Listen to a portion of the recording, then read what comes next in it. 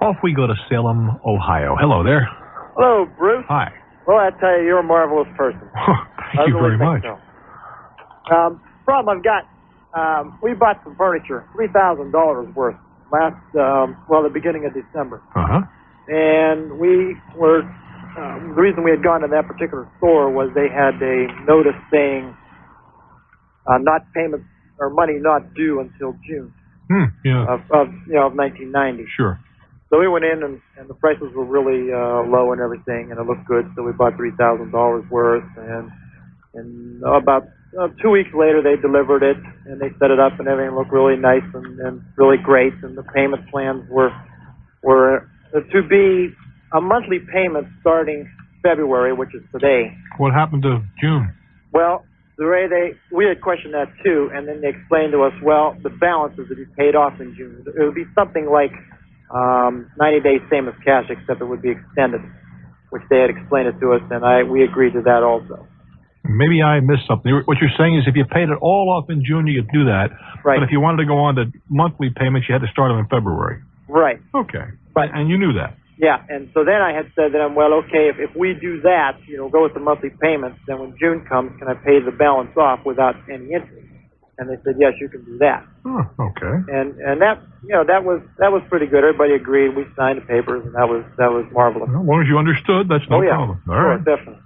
So we get our payments, a little payment book in the mail and everything, and it says first payment due February 1st, which that was fine too.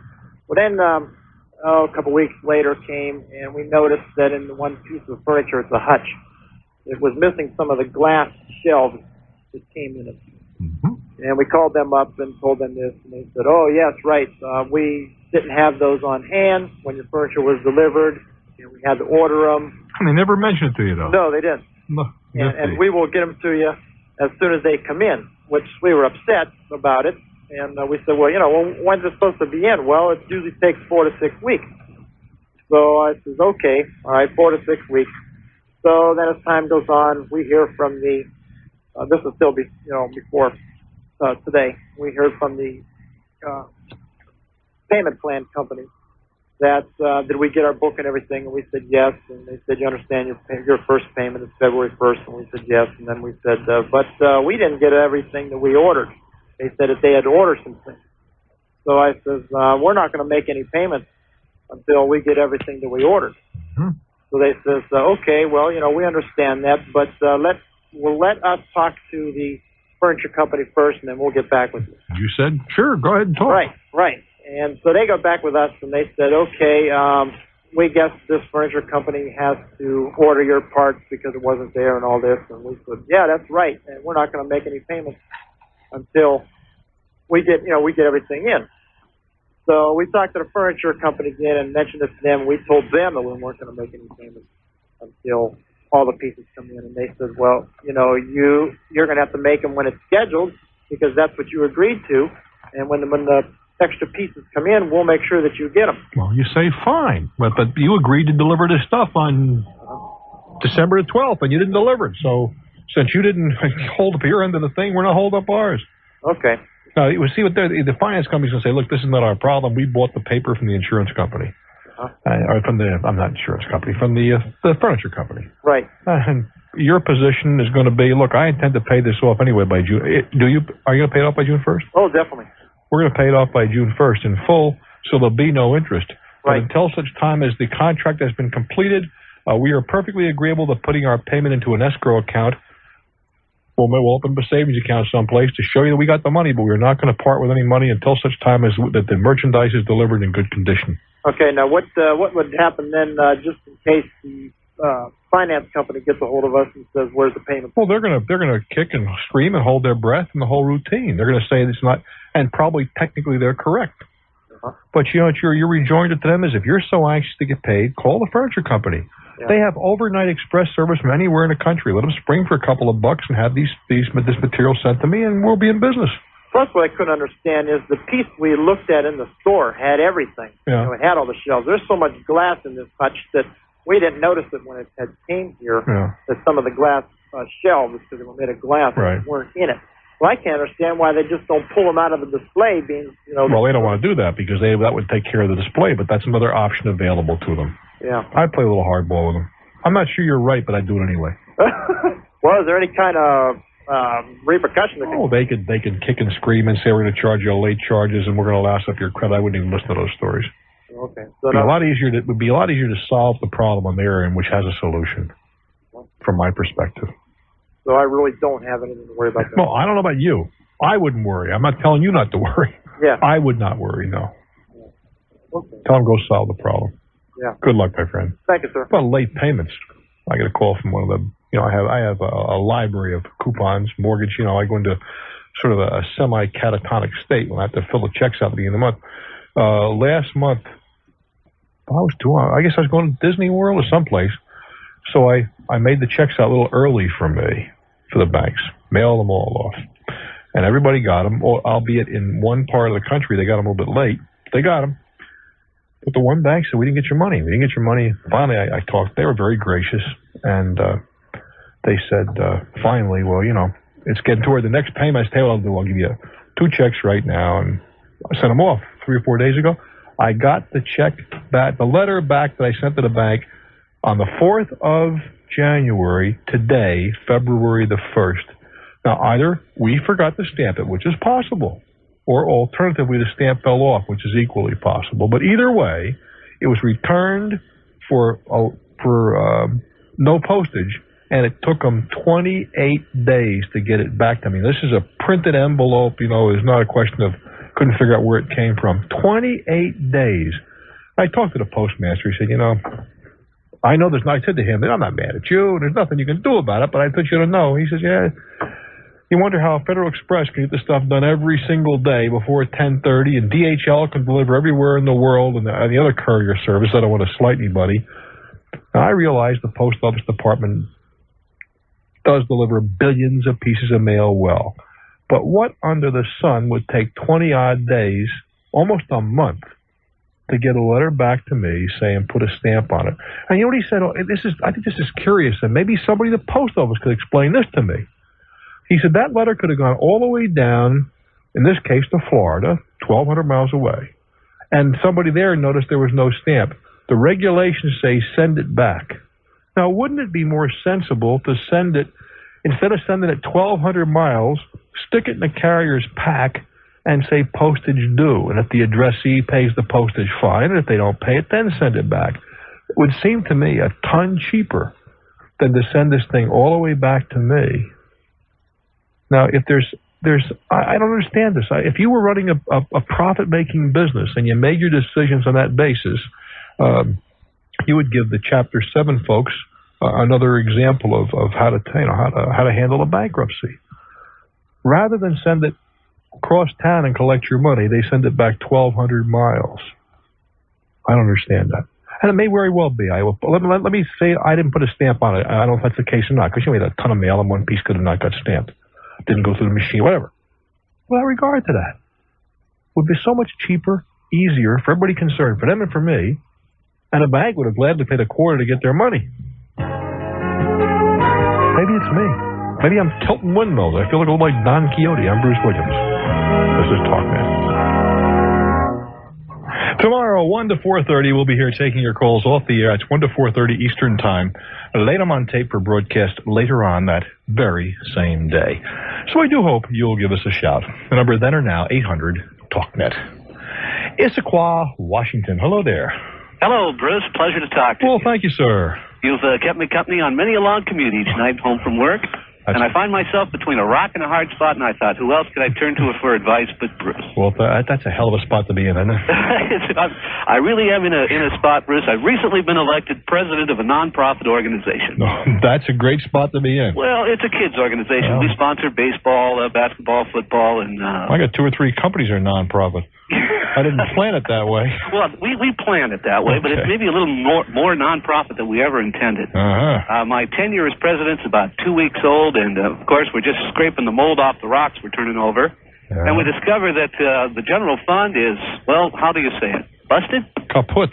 Yeah, zero. Alles kaput. Yeah, and we're servicing some debt that has been acquired in years past. And the problem is that there's just no funds left in the general fund. How much debt? We're talking about $6,000. All right. What is this, like a little league or something like that? Yeah, exactly. Okay, go ahead. We live out in the unincorporated area of the county, and we have to kind of fend for ourselves. The schools don't do it. Nothing wrong with that. No, not at all. I think that's probably the best way. Well, we've been chartered since 1939. Mm-hmm. So $6,000 is not a number that's not doable. Well, how many parents are there in the organization? How many kids participate? Let's put it that way. Well, let's put it this way. We put out a newsletter. It goes to 1,000 households. My goodness gracious. That doesn't seem to me like a number you can't get over. Well, yeah, but we have a general meeting, Bruce, and 3 people come. Well, my kids, I've never played Little League Baseball, I will tell you. Thank God for that. I think for me, baseball is right there along with watching slow-drying paint dry, spinach grow, and that sort of. I just find it boring.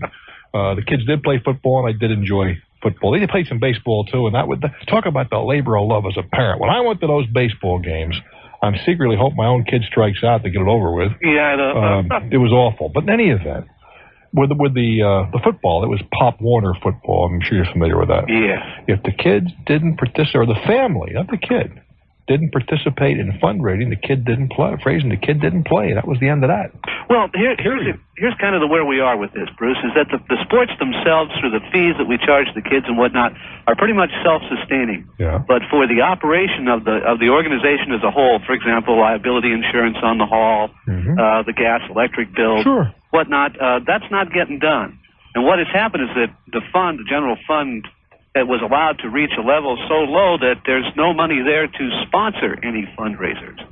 What I have as a secret plan is that we own the land and the building that is our hall outright. Mm-hmm. Would it be wise to go to our local bank and say, loan us some money and so we can pay off our creditors? We're servicing our debt at 1.5% a month. Well, that's too much, but I don't think that's necessary. With 1,000 members, if that's enough, let's cut the number in half. 500 active members whose kids participate. Is that a fair number? Well, yeah, it varies from sport to sport. Our largest sport is baseball. Our smallest sport would be football. But going across how many families participate in a 12-month year? Families, not kids. Easy, 700-800. All right, 800 at $20 a pop. That's $16,000. So you're saying we should charge a membership? No. I don't know if I want to do that because that penalizes the family on the low end. Yeah. And it's even worse to say, well, you can sneak in, and if you haven't got the money, we'll take care of it, because that really puts people in an embarrassing environment. Mm-hmm. But there's not a reason in the world, not one reason in the world why there's a whole bunch of ways. There are a number of companies that provide candy and that kind of stuff. And I remember very vividly my kids standing outside supermarkets, because I'm not going to buy all that stuff from you. That's part of your contribution. Standing outside in front of the supermarket hustling candy bars. Yeah, and I'm a sucker to this day. When I see a kid buying a candy bar, I still buy one in front of the supermarket. I mean, remembering that. But the point is that, or each family is responsible for 25 raffle tickets. You can buy them yourself, sell them, do what you want to do. Your choice. But I understand. Otherwise, your kid is not welcome.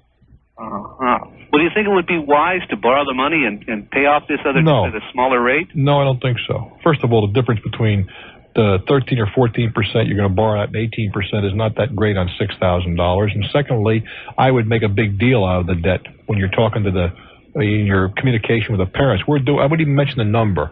We are sitting here, we've inherited a staggering amount of debt, and we're going to retire this debt, and this is the way it's going to be. Sometimes draconian measures are necessary, and we're going to take them, and we feel that if everybody cooperates, there'll be no problem. And I do it that way. Yeah, you can have a reverse auction, get a local celebrity to come by, and that kind of stuff. There's a lot of things you could do. Makes sense, Bruce. But it seems to me, and I've been involved. First of all, I object to going after the local merchants. I really do, for books and whatever, because they get hit so often. They got to finance everything. Yeah. There's no reason in the world why the kids who are the beneficiary of this can't go out and hustle candy or coupons or raffle tickets or some doggone thing. No reason in the world. Well, Bruce, I think that's probably the way we'll handle it then. I wish you well, my friend. Thank you very much. Let me know how it comes down. I will, sir. And the kids are lucky to have people like this guy that are willing to be officers. That's another problem. So many parents, they want their kids to go, but, oh, well, I'm too busy. Let George do it. I'm Bruce Williams. Stick around. This is Talknet. Hello there, Albuquerque. Welcome to Talknet. Hello, Bruce. Hi. Well, I'm a lettered carrier, so I'm not entirely up on this. But it is my understanding that if a letter goes out without a stamp on it, they try and catch it within the city from where it was mailed. Right. Send it back to the guy to have him put a stamp on it. If it gets out of the city, then what's supposed to be done is it will be sent postage. It'll be stamped postage due. Postage be paid by the recipient. Well, that would seem to me pretty sensible. Apparently that didn't happen in this case because it got all the way down to Florida and all the way back to me. Yeah. 20 days. 20. It makes me think that possibly you had stamped it and the stamp came off. And then somewhere along the line somebody saw it, didn't look at it closely enough and stamp it postage verified, send it. Just let it go. It just occurs to me if you ran a private business like that, you'd go belly up in a rush. I say I'm not mad at anybody, I'm angry with the system. You see, I'm certainly angry with you or the postmaster in my local post office. And he was saying, well, we have the what do you call it, express mail now? Right. Okay, I said it's fine. And they've actually listened to some of the customers because one of the major problems with express mail was it only went out signature only. When it first came out, you could not send it and say never mind the signature because a lot of times there's nobody home in the daytime. Yeah. And then you lost a day. Well, they left a note saying come on down to the post office. Well, they finally remedied that because with the courier service you can do that, but for a little more money, in our case, not as much money because we're a volume user, with one of the major advantages with the courier services is that they can trace it in 20 minutes. Right. And I said and he said, you're right, but we'd have to give every carrier like yourself a little computer to carry around, and that would just be too expensive. I understand that as well. But it just seems to me that I delivered mail, by golly, for quite some time, as a matter of fact. And I also worked before they had all of the zip codes and stuff, with the root boxes, putting the stuff in the little holes, going here and there. It just occurs to me that things were a little different than now. That there was a public. Oh yeah. It's not just the postal authority. Don't misunderstand me. No, I'm saying people just don't have people don't respect care for service anymore. They just don't seem to care. There was a great article written in one of the newspapers some years ago. It might have been an advertising camp. I don't know. Doesn't really matter. But the thrust of it was, wouldn't it be great if everybody, right from the hot dog vendor to the watchmaker, did every single task as if he were going to sign his name to it and his own personal guarantee that this was the very best he had in him.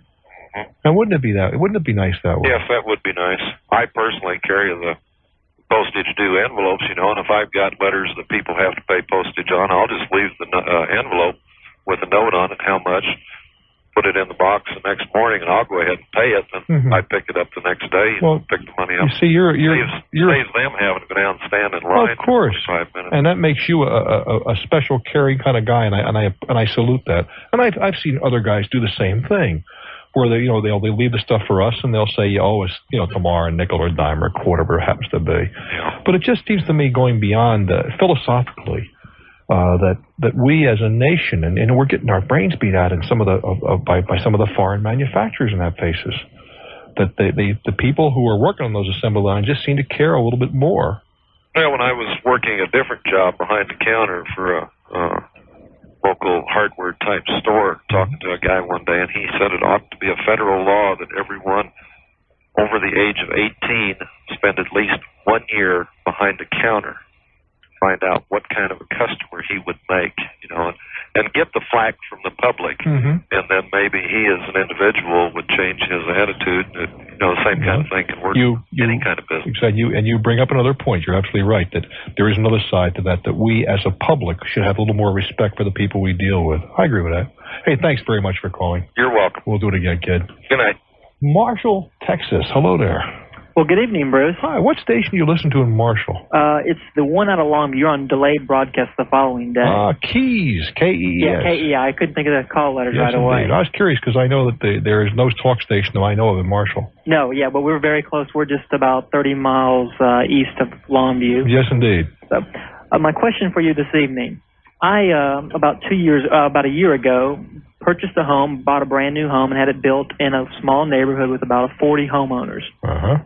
And they had a homeowners association. I'm sure you're familiar with those. Yeah, but is this an official or unofficial? Official meaning do you own something in common with the other guys, or is just you got together and said we ought to have a homeowners association? Well, actually, this was already established when I built in the neighborhood. I would guess it might be unofficial the way you define it. There's no common thing that we own in the neighborhood. But you have a common interest because you all own homes in the neighborhood. Exactly. Sure. And at the time, there were only 8 or 10 homeowners, and now it's probably close to 30 homeowners, and there may be 8 or 10 lots left that are going quickly. Well, my problem is this. The covenants and things, I agree with in total with all those. That's one of the reasons I built in the neighborhood. I thought it would protect the value of the home. Okay, well, let's separate this a little bit. Okay. Covenants were imposed, if that's a proper term, by the builder.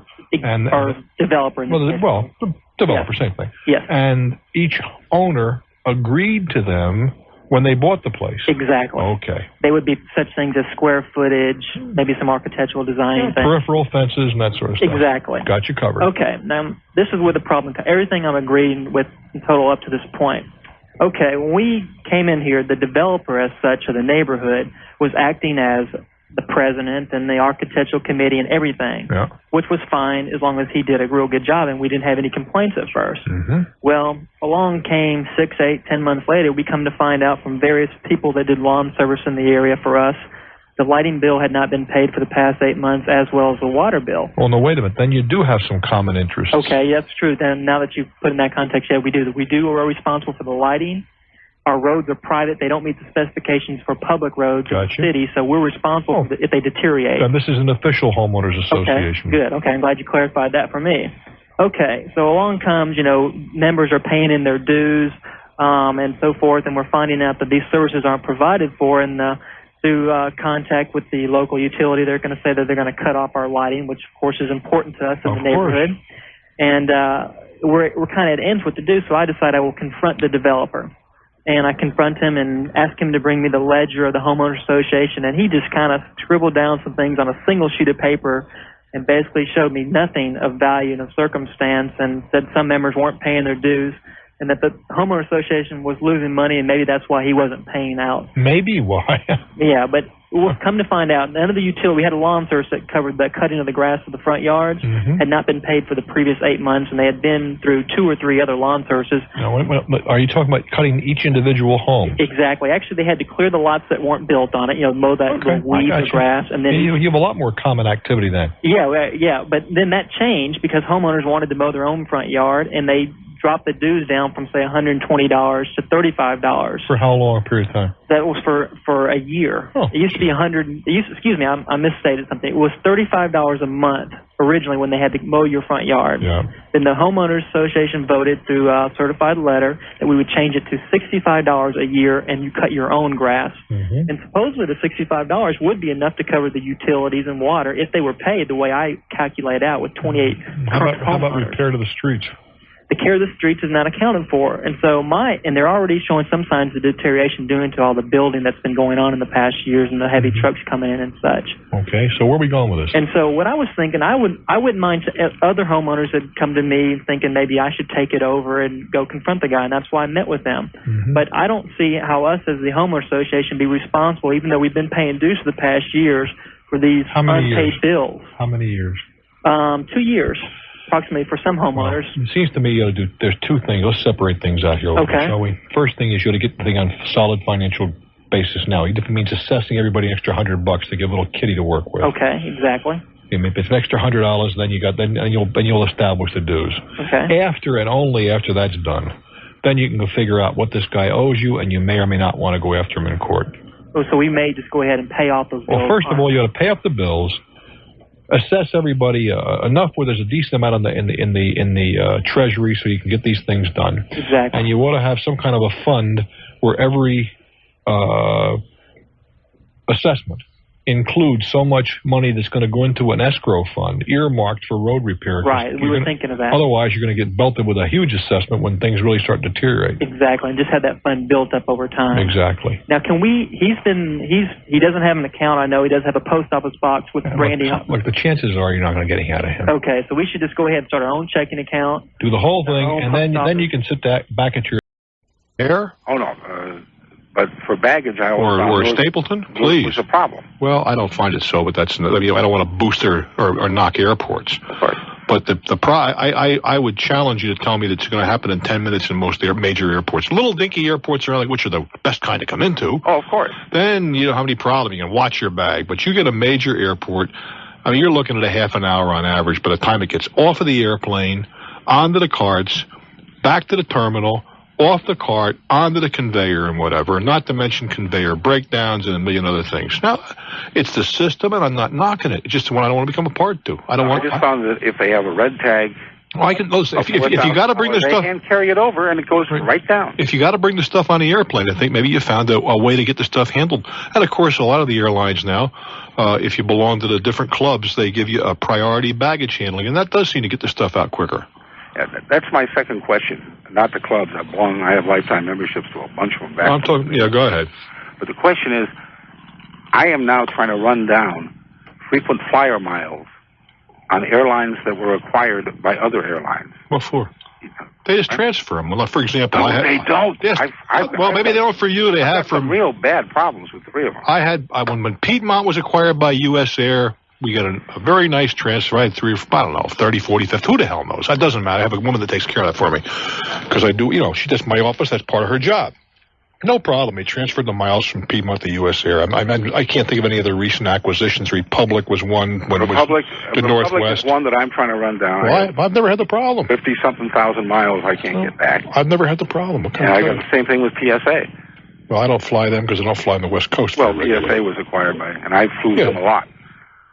Well, what can I tell you? It's not been a problem for me. I found that most of them, while they do make mistakes, have been very accommodating, and oftentimes when they made a mistake, they throw in a couple of extra upgrades, or a free ticket or something. So I've never had that. That's a problem I have not had with the airlines.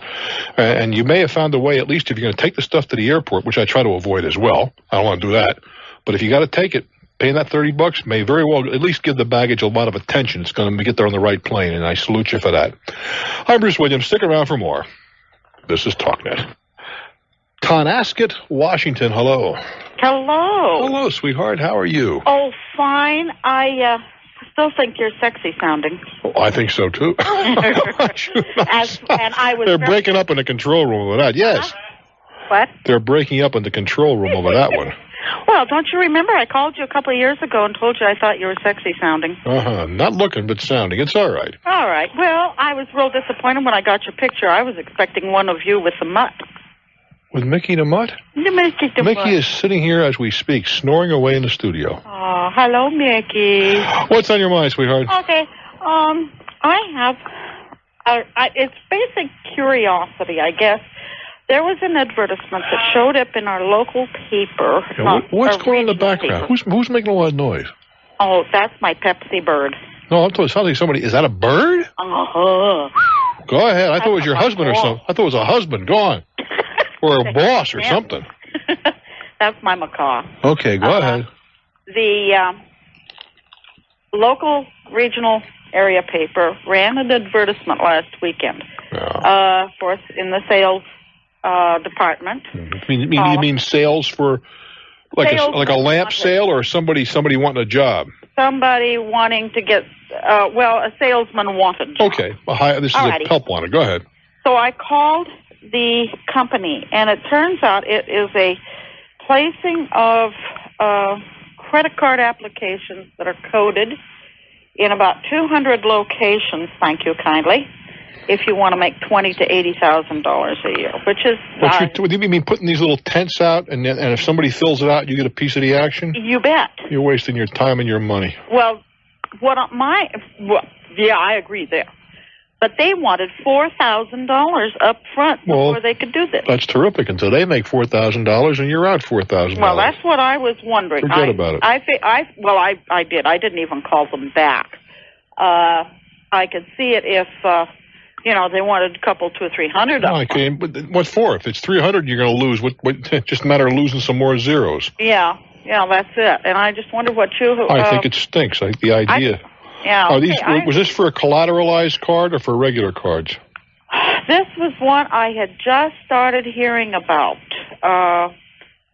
Don't give me names. I just want to know. I know. I wasn't going to. I would. The best I could say is if you have. What they said was if you have been. MasterCard and Visa only accept about 1/4 of the applicants. If you've been turned down, is that what you're telling me? Yeah. That's a collateralized card. Oh, okay. There's nothing wrong with collateralized cards, but I don't agree with these companies who hire people like yourself to try to sucker them into spending their money to put these things out, and then you rubber stamp them or something, and everyone that comes in you get a percentage. Yeah, and then you get a percentage off of their payment. That's called a piece of the interchange. Butt. It's called no what? Butt. No, there's no butt. It's called a piece of the butt. Well, no, it's called a percentage of the interchange. But no, I would not send my money in for that. No, I couldn't afford to lose 400, let alone 4,000. And I'd keep my money in my pocket. Yeah, that's what I kind of thought you would say. I wish you well, dear. We'll do it again. You'll see that in many restaurants and whatever American Express applications. Well, part of your deal, if you take the Express card, is you must put those things out. That's smart for them, and I guess it's the way they increase their business. But you have to pay to distribute these things. You gotta be out of your tree. I'm Bruce Williams. This is Talknet. Something in life is free. Your call to 1-800-TALKNET. Princeton, New Jersey, home of WH. Hello there. Hello, Bruce. How you doing? Okay. Bruce, I enjoy your show. I learn a lot from it, and I'm hoping that I might learn something about how to market a design which I have. And with your permission... Can you tell me what kind of a design? Yes, I can. It would function, the closest I could describe it is that it would function similarly to the smiley face design. Oh, you mean like the happy face? Happy face. Oh, yeah, it's been around for a long time. Right. Now, it is not the happy face. No, I understand. It's not related to it, but that's the way it would function. In other words, I want to get it on T-shirts, Mylar balloons, bumper stickers, stationery, drinking mugs, etc., etc. Why is it why do I want to put this on a Mylar balloon, on stationery or drinking stuff? Why do you want to do that? Yeah, I mean, it's a catchy design, which I have a great deal of faith in, which I think would be something that I might be able to perhaps make a buck off of. Or do you have it? Well, I'm sure you want to make a buck, and I'm not knocking that. What I'm trying to get to is that there are certain things that just seem to catch on. Yeah. You remember the logo, I love, I, a heart, and, that's right. Fill in the blank. It started out, I interviewed the guy who created that. Really, yeah? Yeah, he got ripped off by everybody in the world. Oh, my goodness, they even had that on a stamp. Yeah, because they say he was ripped off by everybody in the world. Well, my goodness. Well, that's what I'm trying to figure out. Now, if I may give you a little bit of information. Well, what is it you're trying to figure out? Well, in the first place, I have a copyright on the design. That's not going to stop you from getting ripped off for an instant. It's not? No, sir. Well, just hope you're successful enough to get ripped off. Uh-huh. If it's going good, trust me. Yes. There'll be a million. Hey, let's face it. Look at the stuff that, I don't care how good you are. This is not meant to be critical. It's fact. Right. You're not going to be all that well known as, for example, Garfield the cat. Right. But you think that they aren't stealing Garfield or Snoopy or whatever, right? Of course. They find warehouses full of stuff brought in from overseas that are bogus Snoopy, bogus Garfield. You think that how much that they're going to get ripped off on Dick Tracy? Right. I mean, there are guys right now in back alley warehouses turning out stuff. Right. And it's very hard to control. I understand that. Well, here's the thing. I'm a bit in debt. So I don't have any money to invest in this particular thing. In absolute deep trouble. Really? Yeah, because you got to prove it's worth something. I understand. Unless it's so absolutely spectacularly unusual. Yes. That some other entrepreneur type says, "Yeah, I'll put some dough in this," or somebody in the business. Uh-huh. which is very unusual. By and large, the industry is a following industry. I just mentioned Dick Tracy, right? Right. Well, what was Dick Tracy? I don't want to jump in Disney's face, all right? Right. But I have to believe somebody was taking a look at what they were doing over there making Batman when they made Dick Tracy. Yeah, right. I have to believe somebody is out there looking for other comic strip characters, and of course Batman was probably looking at Superman. I'm sure. When one thing works, you go out and clone it. Isn't that true? Right. You get a dynamite Western, and then all of a sudden there's 10 more Westerns coming down the pike. Right. Well, here's the thing. I've been in touch with a couple of companies. One is a company which finds companies. But wait a minute. Did you hear them advertising on the radio or something? Yeah. Forget it. Forget it, really? They want $600 or $700 up front. That's right. Then they're going to want about $2,800. You know what you're going to have then? What? About a $3,500 debt. I see. Forget it. Well, okay. Now, the next company I was in touch with is a mail-order company. How did you find them? Well, I get their catalog. These catalogs with these knickknacks. All right, go ahead. All right. So I figured because they have products in there similar to what I might use. That's a different matter. Are they willing to talk to you? Well, they're willing to talk. The point of it is they're asking questions like, how much would their unit price be? Well, absolutely. Hey, hang on. We'll go around the corner, okay? Yeah. I'm Bruce Williams. This is Talknet.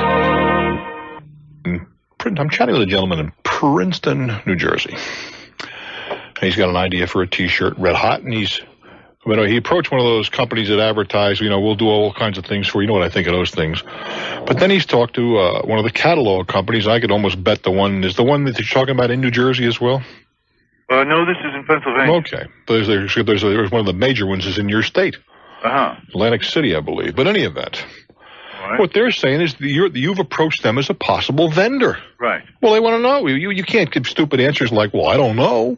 No, I understand that. But you got to be in a position to manufacture these things. They don't want to. What they're saying is if we want to buy 10,000 or 2,000, what's it going to cost us? Right. You got to have an answer. Right. And that means you, not somebody else. No, I understand that. The point I'm trying to make is the fact that I don't actually have the things put on, say, T-shirts. But you got to. You got to have the facts before you can talk to them.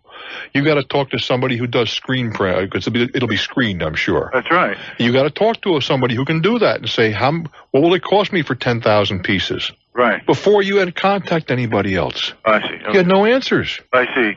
So you got to know the cost of it. Well, wait a minute. Right. I mean, you've never been in business, have you? I have not. Clearly. Right. You got to know. You say T-shirts, right? All right. Start with that. Well, wait. Start with that. Hold on, man. Right. There must be certainly 15 to 20 different grades of T-shirt. There's just not just one generic T-shirt out there. There's, it depends on the weave, on the knit, on the material. All right. Well, you got to know these things. I see. I could go out and buy a T-shirt, pick a number, and these numbers are not legit, okay? Right. For $1 or for $6 for the same basic white T-shirt. Yes. Wholesale. All right. Now, clearly, one is going to be made of different materials, a different weave, a different stitch, all that kind of good stuff, right? I understand. Well, you got to know that beforehand. Well, nothing. Okay. Now, and then you've got to be able to. You think the guys that run that catalog don't understand the language of T-shirts? Well, the thing is, they didn't give me any indication of perhaps what grade of T-shirt they marketed. That's right. No, you got to know that. I see. You've got to have some options. I can do it on a brushed cotton and so on and so forth for this much. Or I can do it on denim for that much. Or I can do it on something else for something else and so on and so forth. Well, that's helpful to know. Okay. You got to have the options. I understand. But I don't actually have to have the product. I could find out from these screen printing people, right? I'm sorry? I could contact these screen printing people. Yeah, but that's the end. Yes? First of all, I'm not trying to give you a primer here. First of all, you got to know your source of the T-shirt itself. I see. Now you got to make some other decisions. Are you going to deal with domestic or imported? All right. Are you going to use a quality product or a crap product or someplace in between? Right. Are you going to handle a myriad of sizes or only one or two? I see. Now, these are all because they're going to ask you these questions. What is the size range? What is the quality range? Right. And then we get to the screen painting, all right? All the right. screen printing. There are different grades and qualities of screen. Right. And how many colors and in what kind of material. It goes on and on. Right. Now, the guy that's choosing the vendor of products for that catalog is going to have these questions. And if you don't have answers, he's going to say, this guy's a dummy. All right. I can't deal with him. I understand that. Okay. Now, they said that they always get the jobbers rate because they buy in such quantity. But they're telling you they want the best possible price. That's right. Now, do you have, let's say a finished T-shirt, screen printed, and it's we're all ready to go. Okay, go ahead. Let's just say it cost me $3. All right. All right. Is there some percentage by which I could get? Not necessarily. Not necessarily, because you got to take a look at what the finished price is going to sell for. If it costs you $3 and it is legitimate, say a $15 retailer, okay? Right. Well, then you might be able to mark it up $2. I see. To $5.50 or $5. Right. Because they're going to want at least a 100% markup, 50% profit, maybe higher. I see. At least. All right. But you see, if you price it too high, it's not going to sell, and they're not going to buy it. Of course. That's another variable. Yeah, that's what I'm saying. What you do, you got to get yourself a major education. I'll tell you another reason why that's important, and I'll have to let you go. All right. Because you only get one bite of the apple. If you approach this company and they ask you some questions and you have not very good answers for them, they're going to say that you're going to not blacklisted. That's dramatic. I understand. Nobody's going to deal. They're not going to deal with you anymore. Yeah, right. That's what it comes down to. You got to have the answers to the questions. I understand. And it may well be you're going to want to get it. You may be very creative, but you may well need somebody to help you with the business aspects of these things. See, the problem with the average layperson, and that includes me. All right. All right. What do you do for a living ordinarily? Well, I teach art. All right, fine. That's a pretty easy job. You walk in and you talk to some kids. Right? All right. Wrong. Isn't there a lot more to it than that? Oh, I see what you're talking But that's what it looks like to me. What do I know? You walk in, you talk to a bunch of kids for 40 minutes, you get 10 minutes off for a cup of coffee, and you go home with a paycheck. Now, I think you must believe and know that there's a lot more to it than that. Well, I understand. That's why I'm trying to get some ideas, and you're the one that's giving them. Well, I'm only just touching the surface. Well, you've broken the back of the main thing, but the thing is, you told me not to go to the people who hunt company. You know what I'm talking about? Uh-huh. That was valuable in itself. Well, that just did. I know I've saved you. If nothing else, we've saved you some money there. I appreciate it. Take good care, kid. Thank you. Boy, it's tough. But it has to be, and it should be, because if it wasn't tough, everybody and their brother be doing it, and none of us make a buck. I'm Bruce Williams. Agree or disagree, I'm so pleased you're here. This is Talknet. Merced, California. Hello there. Welcome to Talknet. Hi, Bruce. Hi.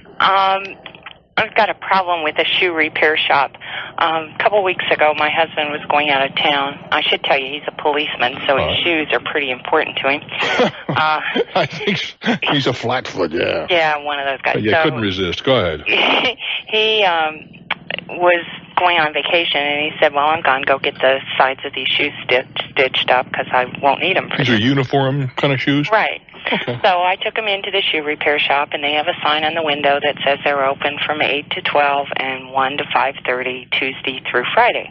You got to be kidding. So 8 to 12, 1 to 5:30. It's 34 hours a week. Something like that. I think bankers should be so lucky. Right. So I dropped him off on Tuesday, and the girl gave me a claim check and said they'll be ready Friday. So I went back Friday, and they were closed. This is about 4 o'clock in the afternoon. No sign on the door, we'll be back in 10 minutes or anything. It's just locked up, tighter than a drum. So he had to go back to work on Tuesday. So Tuesday morning, I dashed down there. They're closed. I went back about 2 hours later. He only has one pair of shoes? Yeah, duty shoes. Only one pair? They're expensive, and you get them broken in, and they're comfortable, and they feel good. So you know. Don't you have a chance to air them out once in a while? Go ahead. Now I know why they do that sneaker commercial. Right. Anyway, so about 10, he had to be at work at 2. So at 10:30, when I couldn't raise anybody at the shoe repair shop, I called him and I said, "You better do something about buying another pair of shoes." You know, he's in the police business, couldn't he? Don't they have an emergency number in these shops? Not that we could find. Well, I mean, yeah, okay. I mean, most businesses and most communities have to register an emergency number with the police. Yeah. And since he's a cop, he'd have access to that. We didn't even think of that. But anyway, he went out and spent $77 on a new pair of shoes. Uh-huh. So later that afternoon, I went back, and they were miraculously open. And I asked the girl, I said, where were you on Friday? And she said, well, the guy that was working here with me had to go back to his other job, so I'm just kind of on my own hours. Oh, nice. I said, where were you this morning? Well, I wasn't here. I said, great. We knew that. Yeah. So who's doing the repair work, by the way? With all I guess she is, when she gets around to it. It's a real small shop, and they've been there forever. I don't know where the owner is. He hasn't been around for a while. Maybe she's the owner? No, I know who the owner is. Mm-hmm. So I just wondered if it's worth, a trip to small claims court or on what basis? Get it. Well, the judge's going to look at you and say, you mean to say you can't use 2 pair of shoes? Well, that may be true, but sooner or later, the repair was $3. Sooner or later, the first pair is going to wear out, and you start wearing these. Yeah, but you don't buy them till you need them. You see the sole starting to wear, then you buy a new pair and gradually break them in. It costs a lot of money, Bruce. I hear what you're saying. I just don't think you're going to win this one, no. Okay. But, I mean, boy, don't you wonder how people can stay in business with that kind of an attitude? I couldn't believe it. I thought, well, Friday afternoon, they just closed up early. I attributed that. But they don't have, in my opinion. They don't have a right to do that. That's right. If your hours are 8 to 3... that doesn't mean 8 to 2:55. Right. It doesn't mean 8:15 to 3:05. Right. You want to extend your hours, I have no quarrel with that. But I think if you got a sign in a window that says 8, whatever the time is, you have an obligation to be there. I don't care if you haven't had a customer in 6 hours. Yeah. Unless, of course, we're in the middle of a flood or a hurricane or something. That's a different matter. Right. Not too many floods and hurricanes in Merced lately. No, and there aren't too many tickets for your parents in Fresno around here either. Is that right? Yeah. Come on down. I guarantee you'll get in. Okay. You tell them you're a friend of mine. Okay. We're gonna have we're gonna do something unusual that night. I know. That's why I'm anxious to see you, because I've seen you before, and have you? When I heard that. Yeah. Well, we're just gonna try a little experiment. That's all. And if it doesn't work, well, what the heck? I think I'll bring my daughter with me. Good. How old is your daughter? 13. Yeah, she's old enough. That's okay. Yeah, that's okay. She's a good cookie. We won't bring a real little kid there. No, I wouldn't do that. A lot of people do. It's all right on mine. I don't think they get much out of it. But I think this is going to be a fun evening. It'll be a week from tomorrow night. Okay, I'm looking forward to it. All I do wish you well there. Thanks, Bruce. I'm Bruce Williams. Stick around. This is Talknet. Talknet. Wood River, Illinois. Hello there. Hello, Mr. Williams. Hi. I have a formula which is proven, and we have used it, and I'd like to know about getting it published, because when I tell it to anybody, I just alienate them or make them mad at me. But we got married in '82. We purchased a new, in fact, it was unfinished house, paid for it in 30 months. Let's do that again? We paid for a new house in 30 months. How much was a new house? The new house was $38,000 unfinished. We finished it. I had it appraised last... Wait. Hold on now. $38,000 in 30 months. That's a little over $1,000 a month. Yes. Yeah. Okay. We bought 2 new cars in an 8-month period and paid cash. We have, I figure, nice furniture. How much do you earn? Right now, it's around $50,000 a year. When you were doing this caper? Well, we've got 4 or 5% raises since '82. Well, what are we getting to? I mean, you're doing well, but so what? Well, I would like to. We have about $75,000, a little over $75,000 in the bank during this time. All right, let me get. I'm gonna have to. I don't do this very often. Okay. But you're totally blowing me, so I'm going to write some numbers down. Okay. From 82 to 90, you're talking about, right? Right. 8 years. In 8 years, how much did you earn? The house in 83. Hold on, forget the house for a moment. How much did you guys earn during that period of time? Oh, I would say no more than $45,000 each of those years. All right, sometimes less. Well, let's make it 40. Okay. All right, we're going to give you the benefit of this. That's $320,000 before taxes. And after you're not in the high tax bracket there, so you probably took home $280, $270. I guess. All right. In 8 years. Okay. Now, during that period of time, you've lived, obviously. You bought a house for how much? 38 and finished it. How Probably have 45 in it. All right, so you put $45,000 there. Go ahead. What else? You saved 75. You got 75 in cash someplace. Well, we have 75 in annuities and IRAs, and all right, well, part of that was earned, part of that was interest. Yes, that's true. So it's 120,000. So probably of your income, let's make that 100,000 of the dollars you actually earned. Okay, we purchased 2 new cars. Yeah. Probably $26,000. All right, go ahead. Paid cash for them. Go ahead. We've taken vacations every year. Yeah. You're clearly a good money manager. True. I don't think it's, I don't mean to knock it. It's not a phenomenal thing, but I would like to be able to get this published, how we've done this, which is not any great secret, but if you try to tell someone... well, let me just give me something you've done that's way out of the ordinary. I mean, you haven't got a lot of bad habits, I don't think. You're not spending any money on gambling and that sort of thing. No, well, like when we bought the house, we had like a 4 and a 5-year-old car. Yeah. Okay, we had one thing to do. It was pay for the house. All right. So both of us work. We have no children. We put my paycheck on the house. Well, what you did was you disciplined yourself. Right. Well, I mean, that's noteworthy, but I don't know that it's cutting any new furrows. But most people can't cut those furrows. You're absolutely right. But And you tell me you can infuse discipline in someone? I don't know. You see what I'm... Look, yes. One of the things I've fought all my life, I'm always fighting, is weight, all right? Yes. That's clear. Take less calories in you, and you're not going to lose. You're going to lose weight. Taking too many calories, you're going to gain weight. Now, you can cut through all the garbage. That's fact. Easy to say. But the discipline involved is something else altogether, isn't it? True. Now, what you have done is not easy. But now it is so easy to live so well with less. No bills.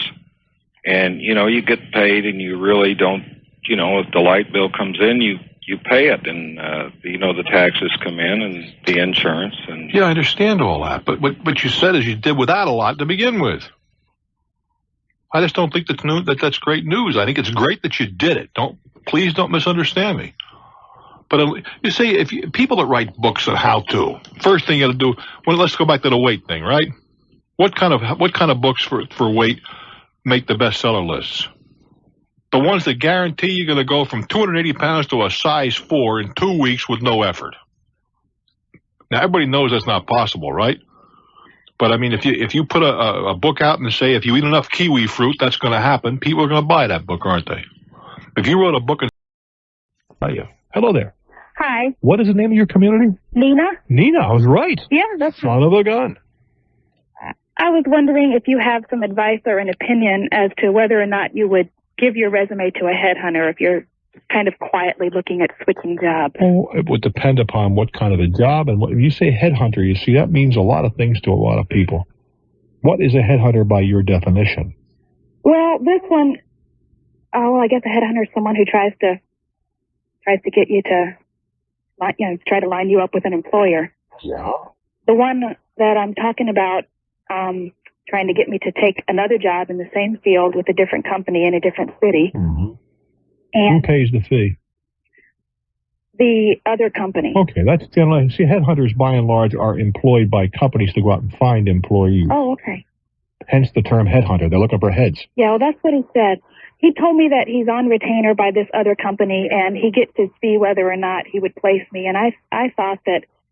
That I don't know. But as long as I'm looking for something from you, I have no problem. Oh, no. I was just kind of concerned about getting my resume out, and it might get around and possibly get back to my own... Very possibly will. Let's start with that premise. What do you do for a living?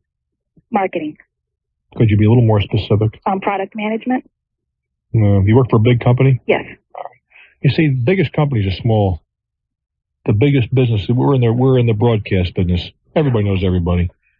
Lenny scratches his head, and every engineer in the country knows it tomorrow morning. Okay. And the same thing is true, and you must know that too. Yeah. The network is alive and well. If you're out looking, in a couple of weeks, the whole world will know you're looking. Well, I'm not actively looking to change. It's just that he contacted me with this job that I'm sort of interested in. Well, you can make it clear to him that you want as much of your competences respected as is possible, and that they have no permission to contact your current employer until such time as you revoke that authority. Well, can I tell him he also has no permission to give my resume to anyone except... Absolutely. Absolutely. Do you think he'll respect that? If he's truly a decent headhunter, yeah, because the only thing he's got to peddle is his reputation. See, you're today's employee, maybe tomorrow's boss. Okay. You know what I'm saying? Sure. You got to watch the office boy. The next thing you know, he's vice president. That's right. I wouldn't worry too much about that. You can check his credentials. How would I do that? Ask around. Ask him for some references of people he's done business with. Okay. Okay. Don't worry. Sure. I wish you well, dear. Thank you. Take good care. Pittsburgh, PA, fondly known in Pittsburgh as the Burg. Hello, Bruce. Hello there. I need some help. I took some money out of a automatic teller machine, and I tried to take some out. Uh-huh. And it said that I got $100. I got the receipt. I got my card. The door opened. I didn't get any money. Lovely. So I called my bank. And they said, our machine never makes mistakes. Well, I took the money out from a bank that is not my bank. It didn't issue me the card. It's, you could go to any bank you want. Okay. In other words, you went and drew $100 out someplace else. Right. All right. So I called that bank. This was on a Saturday. They said, call back on Monday. Well, I called back on Monday. They said, well, you have to call your bank. That's right. Which I did. So they turned it into the Automatic Teller Central. Mm-hmm. And Automatic Teller Central. I didn't realize there was such a thing, but go ahead. Well, that's what I have to call it. Yeah. And they credited my account with $100. So I just got my statement today, and it says that I took the money out, and it credited me. And then I get this other little lovely thing that says that you got your money from the Automatic Teller Central has denied my claim. Yeah. So I'm out $100. No, you're not out $100, not yet. They first of all, get hold of somebody who works in the bank, any bank, because there is specific federal legislation about how they got to treat you with these things. I mean, they can rant and rave and hold their breath, but they have responsibilities, and if you call them out, they'll pay attention to those responsibilities. But your situation is so typical. This is why I have said many times, and I've done commercials, I want you to know, for banks that have these machines, all right? Mm-hmm. But I say on the air, I wouldn't consider having one of their cards. Well, I've had one for about 5 years. I've never had any problem. How many heart attacks have you had? None. No problems whatsoever. I said, how many heart attacks have you had? Oh, none. None, but that doesn't mean you're not aware of heart disease. Oh, well, that's true. And how many serious automobile accidents have you had? But One. you still carry automobile insurance, right? True. What I'm suggesting is that those stupid machines, sooner or later, I mean, you're young, I take it. Mm-hmm. Your generation is dependent on these things. I mean, it's like a fix. The kids around here, Sheila's the same way. I mean, if Sheila has more than $7 in her pocket, she goes into some kind of a state. She has to go down and get her cash machine fixed. Bill Lally, the same way. The rest of it, I don't understand that. Why can't you put $100 in your pocket on payday and make it last till next payday? Because sooner or later, those damn machines are going to screw up. Well, and who do you argue with? Now, that's but there is legislation. They have some responsibilities, and I wish I could be more specific, and I cannot. But if you call, well, I'll tell you what, maybe I can find somebody who can tell us both. Fair enough? Yeah. But in the absence of someone calling us, there are specific duties that they have to follow if you call them on it. Because it's just their attitude of, oh, our machine doesn't make mistakes. Is specious, because it does make mistakes. I had a guy call one day, and the machine just kept regurgitating money. Well, I think the problem that I'm going to end up having is the bank that I tried to take the money out of, they are supposed to balance it on Monday. Mm-hmm. Well, it shut down right after I used it. Mm-hmm. And they turn it into Automatic Teller Central. Mm-hmm. So that's where so I think somebody's going to get away with $100. I don't think so. I hope not. I want you to hang on for a second, okay? Okay. Now, I know we got some bankers out there. Give me a shout at 212-245-6040, 212-245-6040. There are some mechanisms which the banks have to follow when a complaint of this kind comes in, if it's properly put forward. And how about sharing that information with me? 212-245-6040. I'll tell you, I just think that these cash machines are a bad idea, in my opinion. They do screw up too often. And there's no reason in the world, if you got the money in the bank, why you can't put a few bucks in your pocket and say, I'll make this last for a week. What is the big deal? Maybe you can explain that to me too, youngsters. I'm Bruce Williams. This is Talknet. Jacksonville, Florida. Hello there. Hi. Hello. Calling in response to your question in terms of what a banker would know about this gentleman's problem. Yeah, well, isn't there some specific legislation which mandates that a bank do certain things if a complaint is made? They're required to respond. I think the trick is to request or to express your concern in writing, and they're required to respond within 24 hours in writing about your problem. And I believe if it's less than $100, they need to refund it to you immediately and then work on it. Well, this is $100 even. Is that the trick then? Is to only take out $99.99? No. The intention is to $100 and below. Is that what it is? I'm not 100% certain on. I'm not on the consumer side of the bank, but I feel 99% certain that's the situation. 100 or below. Yes. I think. Let me say this: there is legislation that requires that a bank respond within a 24-hour time period to any question about that.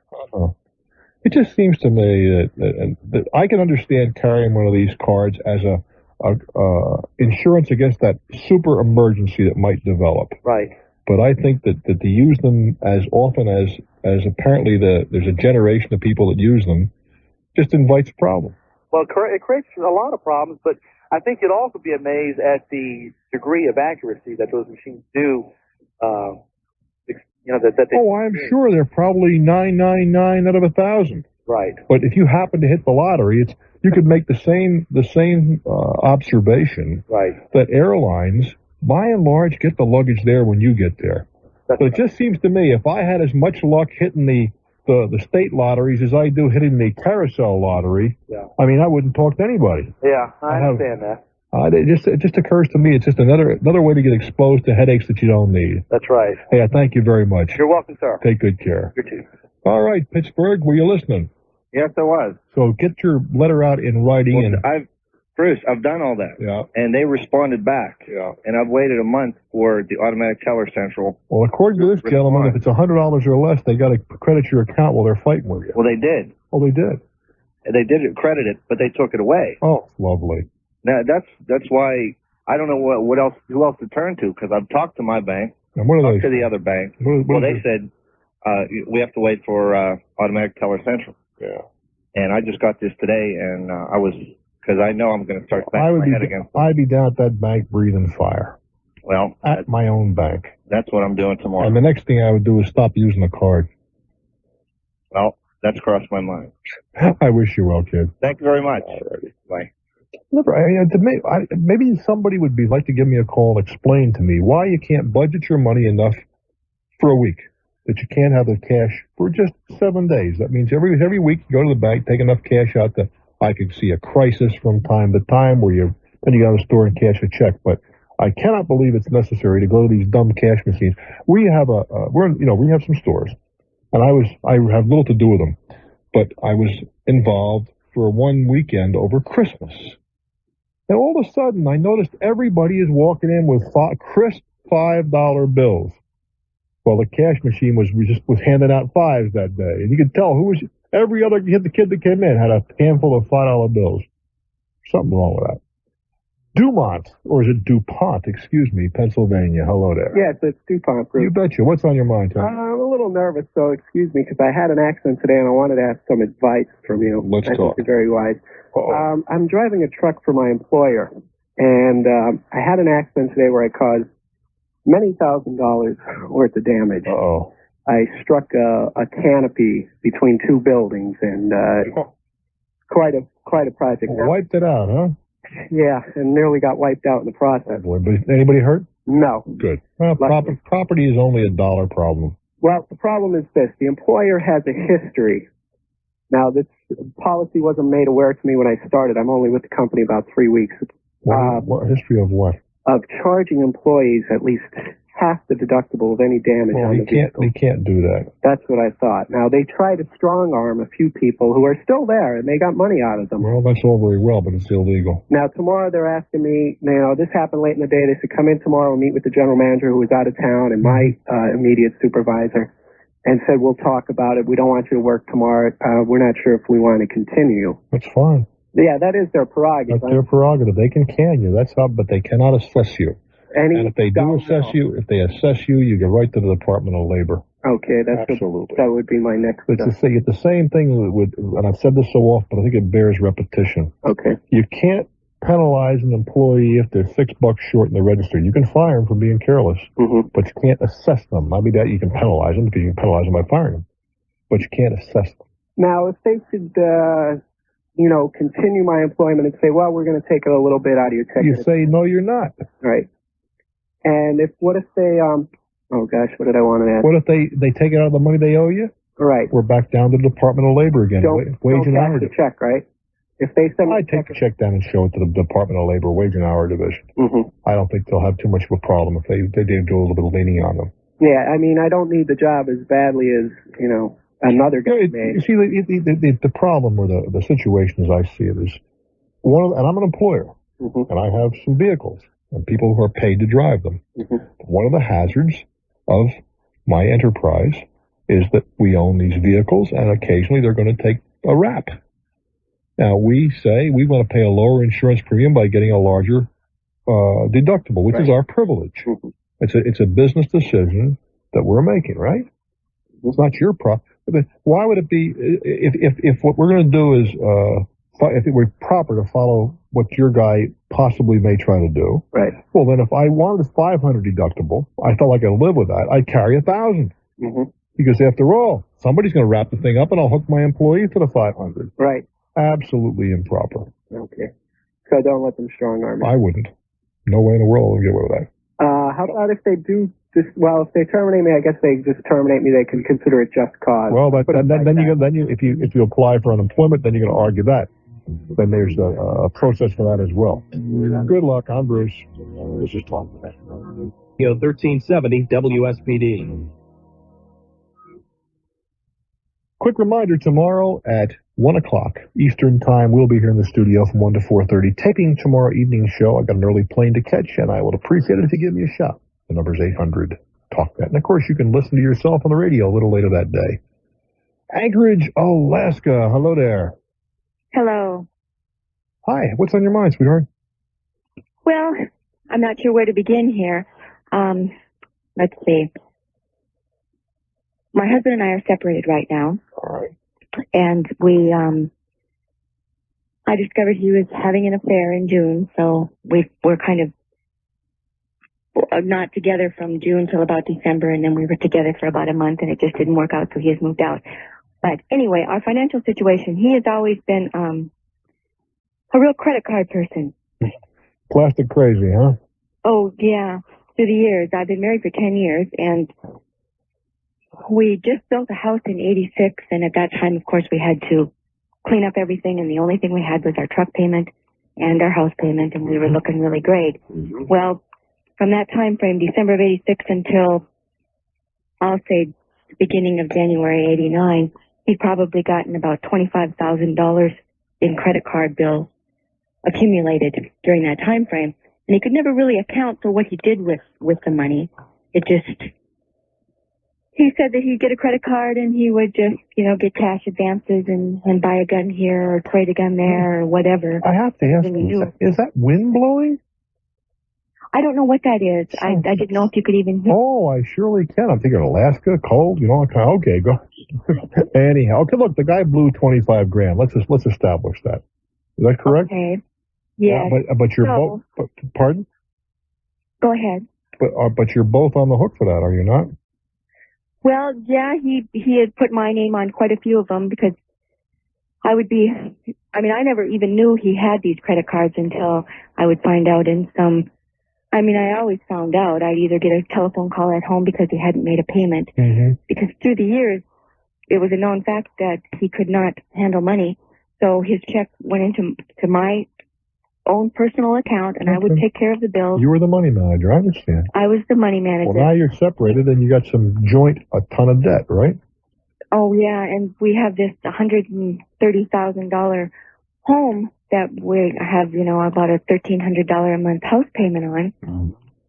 And we're 3 months behind on that. And during the time period when we were separated, I always had a handle on everything. I paid everything. When I found out he had another credit card bill, I paid it, and I got you. How much is the house worth now, since the property in your part of the country has seriously under $100,000.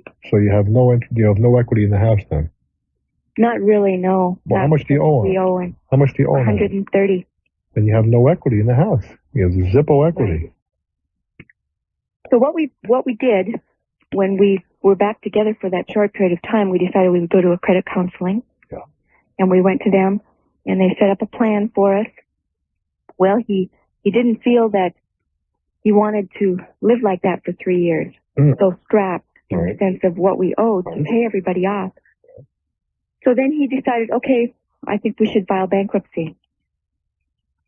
So what we have talked to a lawyer, and we did put a retainer down as far as money. And what I'm wondering is, I know we are definitely probably going to go our separate ways.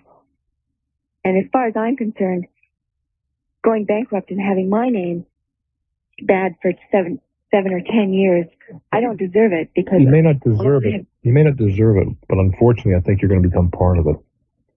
The likelihood is, now I want you to seriously consult an attorney. Is that a promise? Yes, I have. Okay, but I want you to consult, not you to consult an attorney, all right? But I think you're going to find that in the eyes of the law, I mean, not all of these things, but the majority of these debts are as much your responsibility, and I don't mean 50%, all yours, all his, all the two of you. Yeah. On top of that, you got a negative $30,000 in the house. And on top of that, I can't imagine, maybe I'm mistaken, and forgive me, how much do you earn?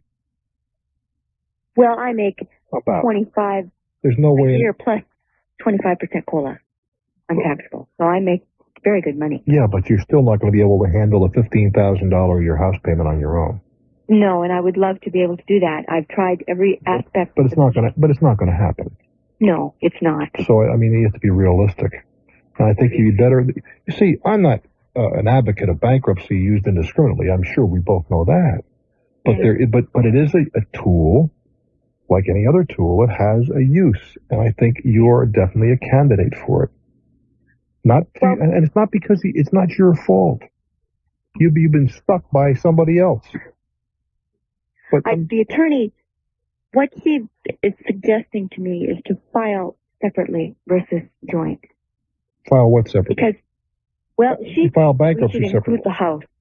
I do too. She feels that we should include the house. I do too. And he doesn't want to include the house because it's a VA loan, and he doesn't want to lose it. Well, that may be, but I think your attorney's giving you excellent advice in this instance. Because the guy is clearly not responsible.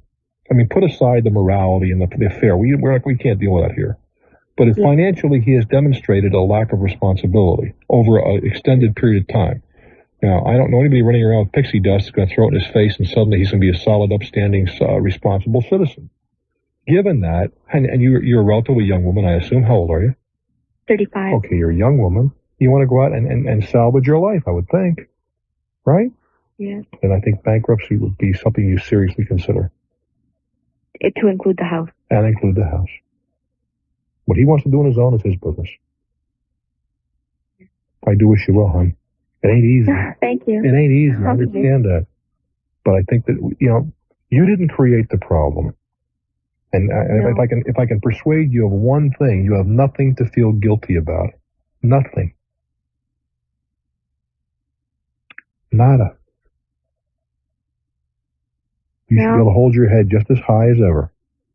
You didn't create the problem, and the escape valve was designed for people in your situation. The guy that runs out for $5,000, he blew it on the horses and has bankruptcy. He has no respect for me. You know that. But you didn't create this. I have no problem, and I don't think anyone else would. Go out and rebuild your life. Okay. I wish you. Thank you. I'm Bruce Williams. You got Talknet. All righty, we go to Madison, Wisconsin, home of WTDY. Yes. You betcha. I've had a lot of good times in Madison. How are you, Bruce? I am well, thank you. My problem's not anywhere near what the last caller Yeah, had. that lady has her hands full, and there's no reason for her to hang her head, I'll tell you. Mine's only an $18 problem right now. For $18, I guess we can whack it out together. My wife and I moved last June, and at the time we did not have a television that was cable ready, so we rented a cable converter from the cable company. Cable converter cost $3 a month. Well, in August of last year, we purchased a cable-ready television. Mm-hmm. And the cable company has decided that they still want to charge us the $3 for the rental of the converter box. We did give them the converter box back. Oh, yeah, I took it back, and I have the form here, and I've made copies of it and mailed it to them, and I've called them on the phone. And each month I send them a letter back that says, we've returned the cable converter, I'm not paying this, and I don't pay it, and so I keep having this past due balance on my cable bill. And You believe it. last month I sent them a letter that said that if I saw that charge on here on the bill again, that I was going to send a letter to the FCC and to SNARE.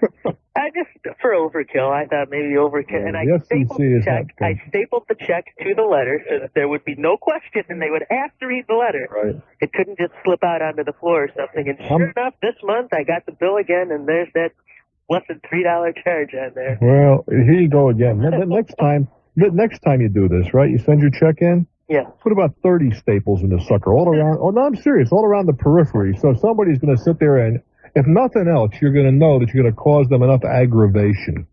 And, time after that, you put the staples on plus 2 or 3 dots of crazy glue behind the check. I was thinking about pasting it to a brick and mailing it. Do they have any kind of a computer card in their bill? There's, I don't know. I don't think so. Okay, because those are fun, too. You punch holes in them or you coat them with a little bit of glue that screws up their machines. See, here's what the problem is. The cable company office, the only one that I can contact a body at, is here in Madison. But I have to mail the check to Louisville, Kentucky, and and there is no phone number. Louisville is a clearinghouse. That has nothing to do with them. Yeah. They've hired somebody in Louisville. Going on, yeah, and that's another thing. Send the check to Madison. Oh, that's an idea. But I called them up, and I called up to Madison office. And they're going to say, no, send it to Louisville, but send it to Madison anyway. Okay. I called up the Madison office, and I said, what do you see on your computer? And she typed it up on her computer, and she said, oh, yes, you returned the box, and we shouldn't be charging you for it. Send the check to Madison. With the staples? With the staples in it, absolutely. All right. Take good care. Thanks a lot. Yeah, you got, the old story about the guy on his honeymoon and a horse, and you had to get his attention and give you a little lesson to his bride and whack them between the eyes with a 2x4. You got to get their attention. And if that means taking some dramatic steps, you take the dramatic steps. Memphis, Tennessee, it's your turn. Hello there. Oh, how you doing, Bruce? I am very well, thanks. That's a piece out of time. Really enjoyed. Me and my wife, I'm 41, she's 32. We just signed up for a program for $2,200 to buy a cemetery plot. Me and her. All right, that sounds pretty high to me. How many plots did you get for $2,200? Well, it's like it's a new type of program where they level the ground and put like 2 plots, one on top of the other. Nothing new about that. They've been doing that for years. Well, anyway, they came in and sold us this package, and showed us projected costs and so forth down the line of how much it would cost to buy cemetery programs. And then the big selling point was that, you wouldn't want to put your widow through picking up all this,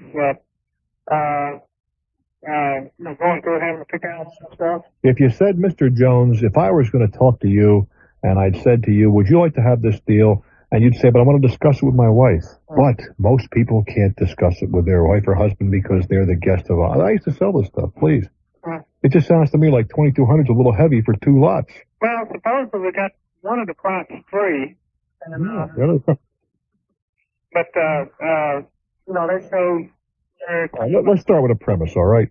I think there's, personally, there's nothing wrong with making these arrangements yourself. As a matter of fact, I believe it's the appropriate thing to do. they're correct when they say that most cemetery plots and most funerals are purchased in a very, very bad setting and with a lot of stress.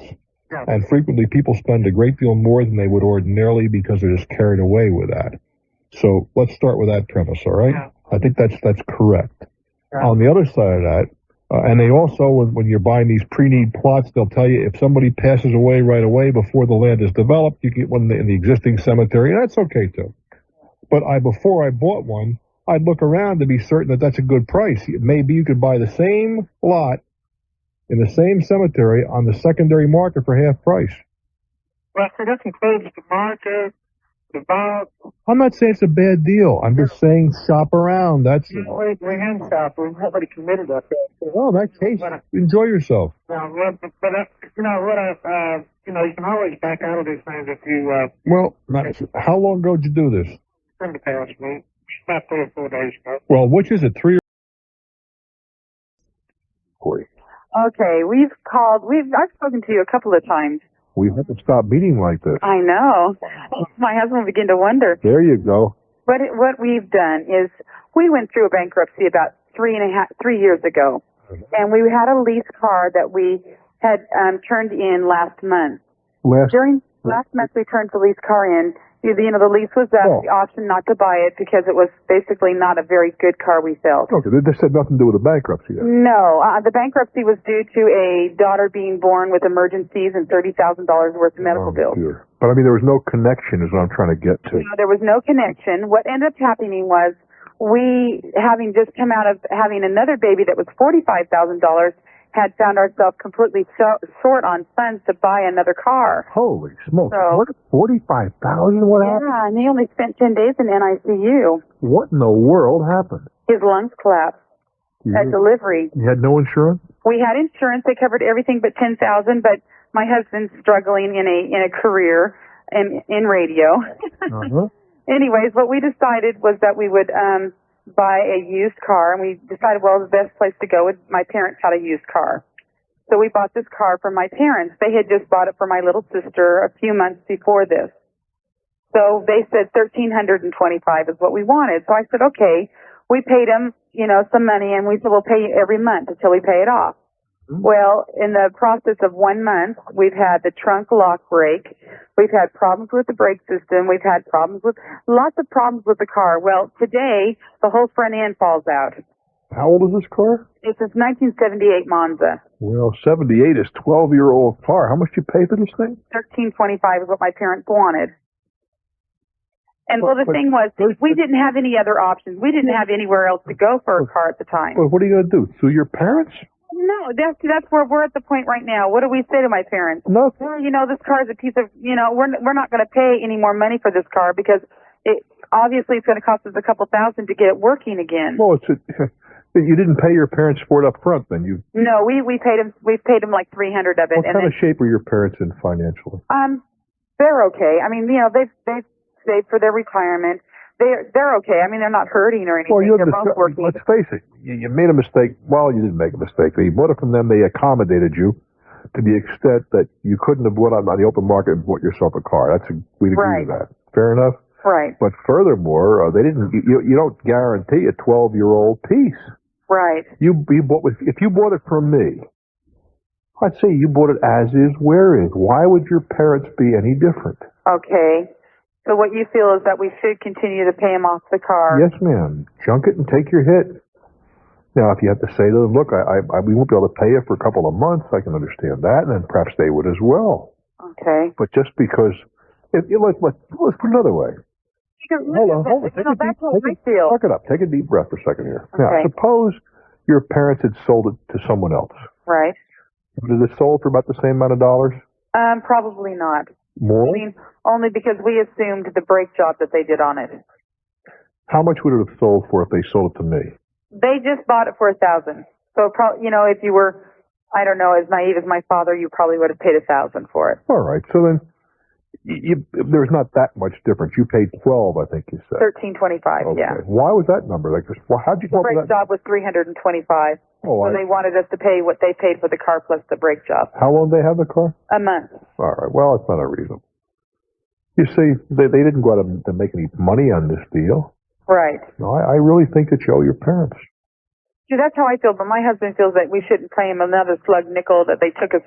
And, I don't feel... Well, wait a minute. Wait, hold on. My father, if he had thought it was not very good, he wouldn't have sold it to us. Let me ask you this.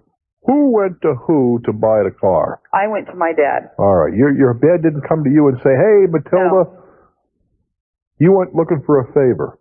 Right. And your father said, I'll sell you the car for exactly what I paid for it. Yes. And your husband agreed to this. Right. Did he look at the car ahead of time? Yes. But, my husband doesn't know anything about cars. Well, that's not, but whose fault is that? Nobody's. I think your husband's way off base. So we should just continue to pay for it and just count our losses. Absolutely. Okay. I mean, it'd be different here. Your parents didn't make a plug nickel. And your husband wants them to take the hit because the car is not working well. I think your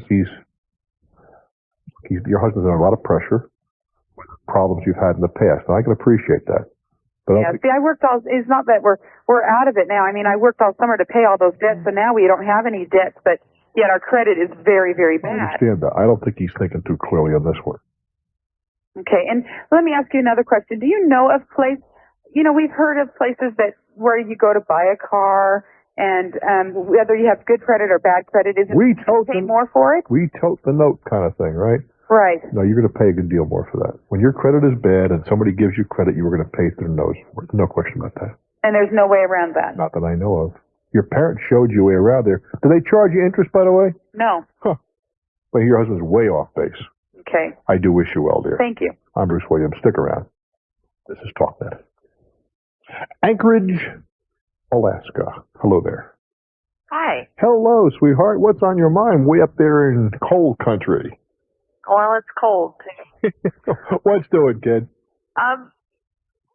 Question regarding some freight forwarders. I heard you speak regarding the same type of question, I think, about 6 or 8 months ago, with freight forwarders not wanting to pay off on claims. No, wait a minute. When you say freight, well, hold on. I'm not quite clear what are you talking about, like these places that you go and they pack things and they send them out for you? Right, or they'll come and pick them up at your place and they'll make arrangements for your packing. Yeah, as opposed to dealing directly with Federal Express or United Parcel, these guys have a place where they'll pack the stuff up, or they'll arrange. They'll be the middleman. Is that what you're saying? Right. All right. Right. Fine.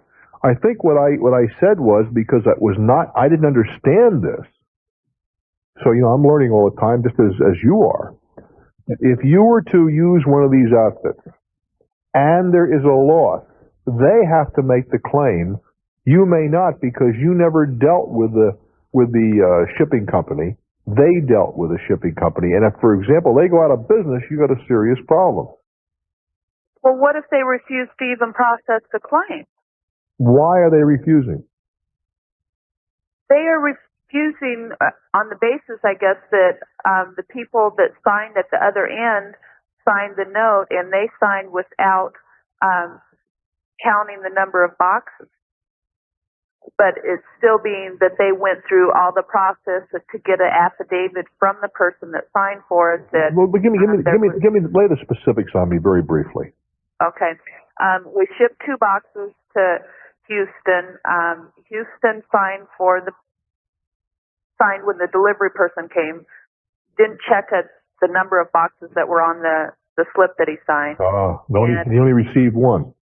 And they only received 1, and it's a $8,500 claim, so it's not something that we'd really like to Boy, he was pretty careless. Yes, what were you saying this to a customer, to a friend, or what? To a partner. All right. And it was a rush deal where they really needed it next day. This forwarder said, fine, we'll take care of it. Part of it was received, the parts that they desperately needed, and they didn't check further at that time until the next day, I guess. And we contacted the freight forwarder, and they said, fine, we'll take care of it. We'll do the claim with the airline that they sent it on. Right. Took an affidavit from the person that signed it saying that he did not get 2 boxes, he got 1. How about the guy who delivered? Later. How about the delivery guy? Is he prepared to say he got 2, not 1?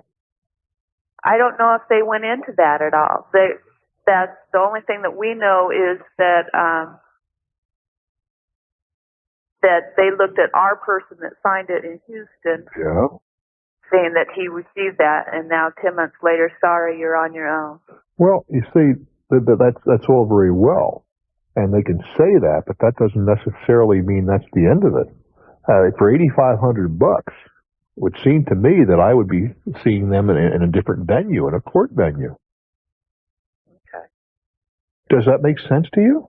Yeah, yes, it does. I mean, you've exhausted whatever means of redress that are available to you without a third party. Now, the fact that they deny the claim doesn't just take them off the hook. Otherwise, if you extend that, hey, I'm driving down the road, I could bash in 50 cars. Oops, sorry, not my fault. I denied the claim, right? But that doesn't mean it's not my fault, is it? Correct. The judge has to make that decision, doesn't he?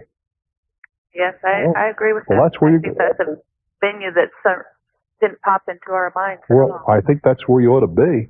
Now, since you have a business, you must have an attorney that represents your firm, do you not? Yes. Get on the horn. When we hang up, you be on the phone with that guy. I think that I will. It's that time. I do wish you well. Thank you very much. All righty. You know, this whole business of, insurance company says we aren't paying. That's the end of it. Nonsense. That's the beginning of it. Niagara Falls, hello there. Hello, Bruce. Hi. You know, I goofed, Niagara. Can you hold on a minute? Sure. I really should have gone and cleaned up some responsibilities. Then you guys can start with a brand new, fresh blackboard. I'm Bruce Williams. Stick around. Making mistakes again on Talknet. Sheila just tells me the first rule in broadcasting is never admit you make a mistake. But, I got news for you. Yeah, you listen to the radio and also go, it goes blank. And then it comes back on, and 2 minutes later, and there's never an explanation. Couldn't they say, listen, a plane hit our antenna, or somebody pulled a fuse? No. Well, if we make mistakes around this little candy store, we're going to tell you. Okay, Niagara, I blew it again. Your turn. Hello, Bruce. We've been in Buffalo here not too long ago. Yeah, we had a very nice time in Buffalo. Very interesting evening. Well, thank you. I have a question for you. I'm looking to relocate to Central Florida area. Boy, I can't hate you for that. What part of Central Florida? Probably towards Altamonte Springs, just a little bit north of Orlando. Yeah, I know just where you are. I still can't hate you. Go ahead. What I wanted to get your opinion on is the best way of going about a job search. Well, what do you do? I'm in computer sales. Best thing is get on an airplane. No, I'm serious. Take a week or two off. I would not sit there and torch the bridge before you go. No, that's what I wasn't sure of. I wouldn't do that. Trying to get the resumes together, and I was wondering whether it's best to send them down there first. Well, you can do all that, but you see, unless you are really a hot commodity. Now, you know how good or how bad you are, and you should know your industry and where it's doing well and where it's not. But given today's climate, I wouldn't go out and just arbitrarily, unless you got a ton of money in your poke so you can go down and stay 6 months or a year and sit on your butt ski and still survive. Best to just go down there for a week or two? Yeah, take them. Well, 2 is better than 1. And plan your attack. Right. Don't just go down and say, well, boy, it's nice. Maybe we have a day or two at the pool and that kind of stuff. No. First of all, subscribe to the local newspaper. Already done that. All right, fine. Then you get yourself a directory of all the enterprises in that area that could possibly use your services. Okay. Then you can write them all letters. To heck with this resume routine. Write each of them a letter saying that you are relocating in this area and that you will be in a job search mode between the 15th and the 30th, whatever month, and you'd be very appreciative if they could arrange to have you drop by at their convenience during that time frame and to discuss a possible relationship. Sounds good. Now, it ain't easy. And, of course, if you see... What is it you do with the computers? Sales. Okay, well, selling is probably the easiest place to get a job. Right. Because you're good. See, if you're a good peddler, man, you're good any place. Any place. But I would... How much do you earn a year? This is my first year in computer sales, per se, but probably about close to 30. If you're good at what you do, you shouldn't have a great deal of difficulty finding a job. But nonetheless, I would pursue it the way I've described. Set up the time frame, get to know the area, and let me ask you this now. I only got a minute or so to share with you here. How did you happen to strike that part of Central Florida? Are you flexible? Would you go to Tampa? Sure, I would. I was looking in the Orlando area mainly, and I Why? looked in the phone book. Altamonte Springs seemed to have about 90% of the computer stores. No, that's a good place to start. But my point is, I would be a little more general in my search. Okay. Because every mile that you increase that circle, the diameter, it increases exponentially, doesn't it? Sure. Yeah, what's the word I'm looking for? Expo what? I'm right, exponentially. Anyway. Exponentially? Exponentially, that's the one. By golly, thank you very much. I'm stumbling like a drunken sailor here. Geometrically, that'll cover it too. But you know what I'm saying. Sure. The broader that circle gets, the bigger the possibility of finding a job. What I'm getting to is I would get some papers from St. Pete, from Orlando, from Tampa, from that whole general area, and then go from there. It's a lovely part of the world, but competitive jobs because a lot of people like you want to get behind the snow and whatever behind them. Understandably so. Thanks and then a lot, go down and jump in with both feet. Thank you. I do wish you well, kid. It's an adventure. And that's what life is supposed to be, an adventure. The day it becomes boring, it's a day to start taking a look at your assets and maybe a reassessment's necessary. I'm Bruce Williams. This is Talknet. WIBC.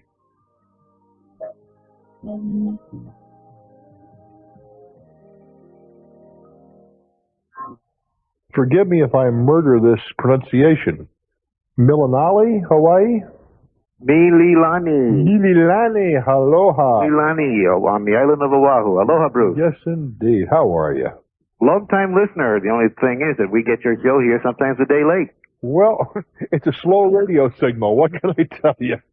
Well, I got a bone to pick with you. I enjoy your show, but I think you gave out some bum information yesterday to a lady who had a ticket that was given to her by her girlfriend to fly to I know exactly what you're going to say, that she hasn't any right to fly in her name.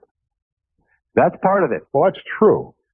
And the other thing is, being an airline employee of 30-some-odd years, I've been involved with 2 major accidents in my lifetime. Yeah, And the names of passengers don't agree with the tickets. You've got a can of worms that you don't believe in. I can appreciate that. I really can. But I really think that would be a very minor consideration. A minor consideration? Yeah, minor because, I'll tell you why it's minor. Okay. In my opinion. Hey, we can still be friends and we can go at it, right?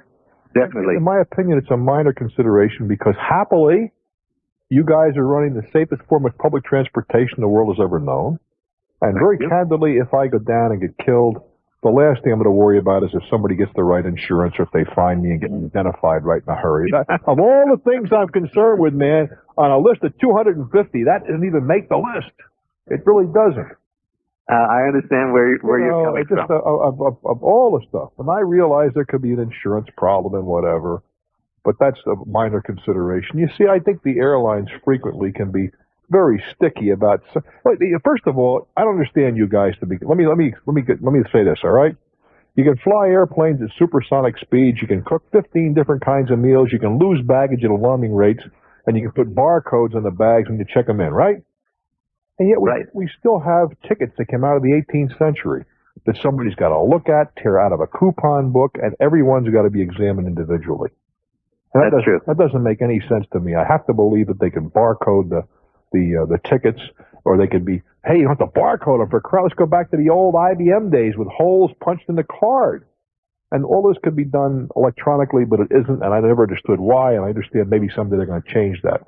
But the point is, we're in the process of updating the tickets with the new automated ticketing boarding cards. But the point is, what possible difference does it make if you sell a ticket to Mary Ann Jones and Susie Smith gets on a plane?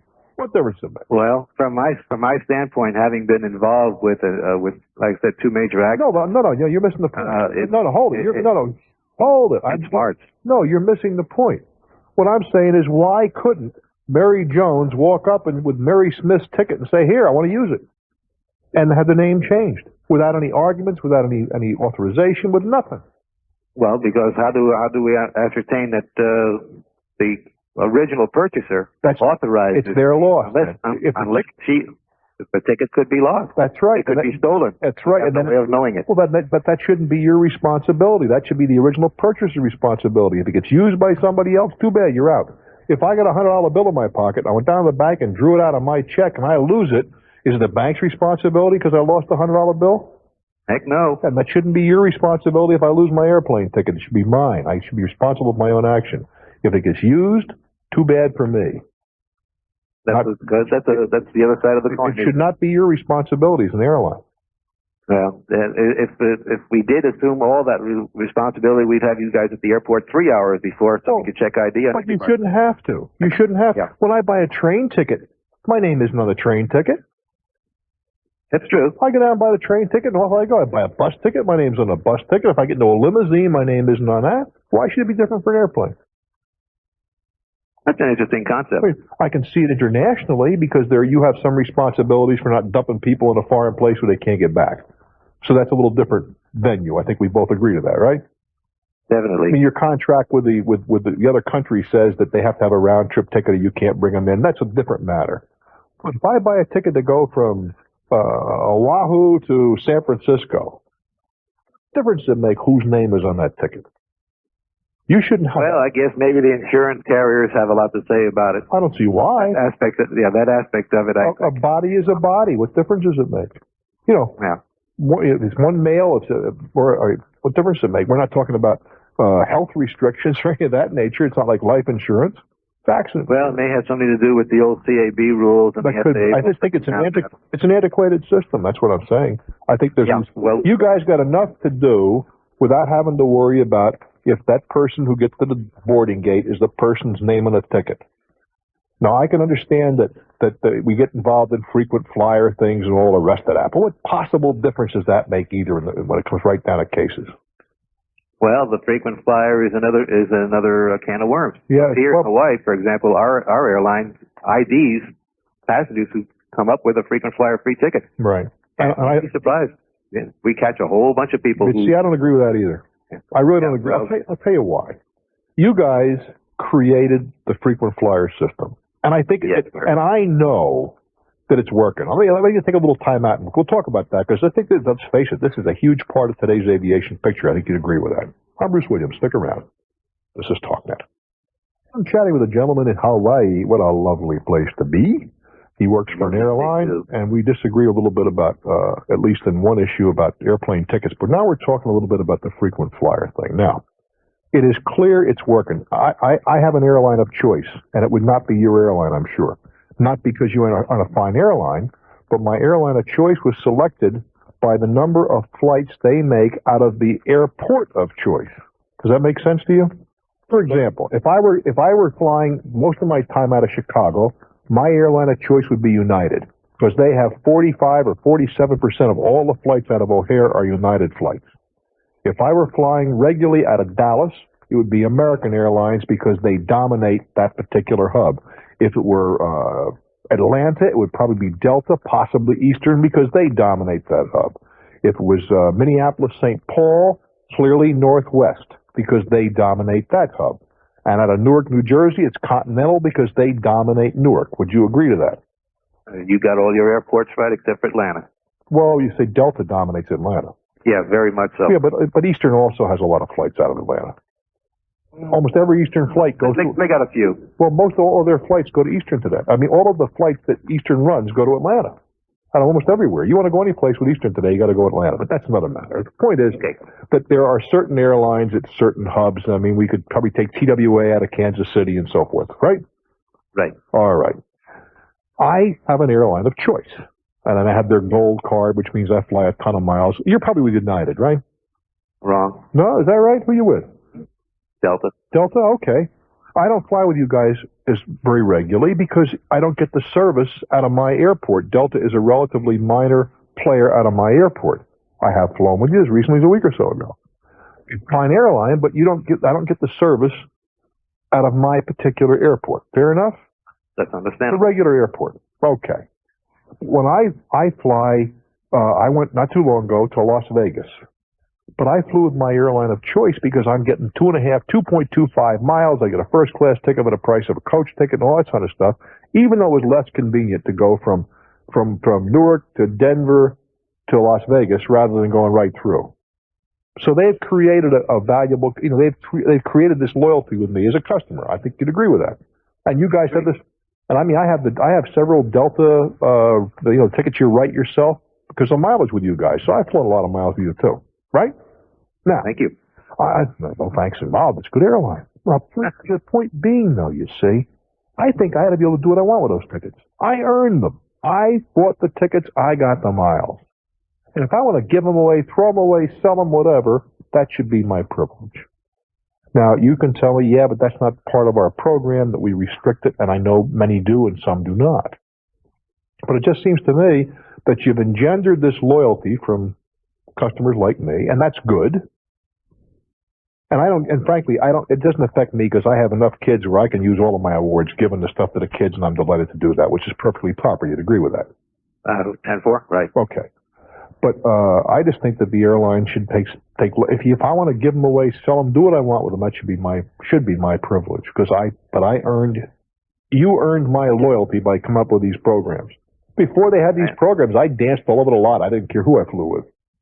Well, you see, but that isn't the way you signed up for the program. I don't disagree with you. I didn't say that it affects me.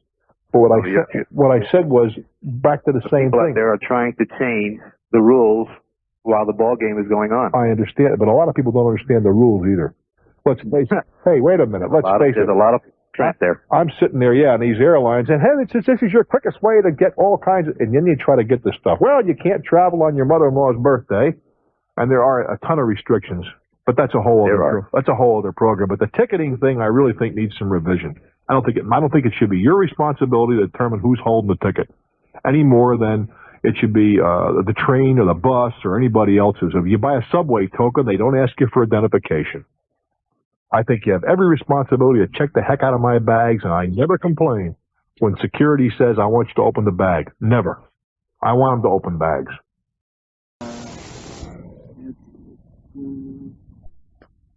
Had a little trouble with the Yellow Page. What kind of enterprise are you running? Locksmith. Okay. Well, they come around at about 5-7 months before they ever publish the next directory. Surely. Okay. Well, and I basically just renewed my ad, and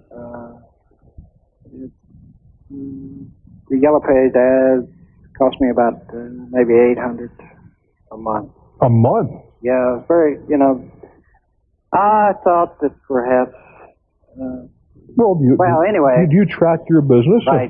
Most of our business, first time anyway, is through Yellow Page advertising. Okay, and if you get enough business from those ads, it certainly pays. Okay. But about 3 months ago, I decided that I was paying too much for advertising, and after all, I am established. And most of my customers, after analyzing, is the commercial accounts and repeats. Okay, so you've tracked it and you feel the advertising isn't doing what you want it to do. Okay.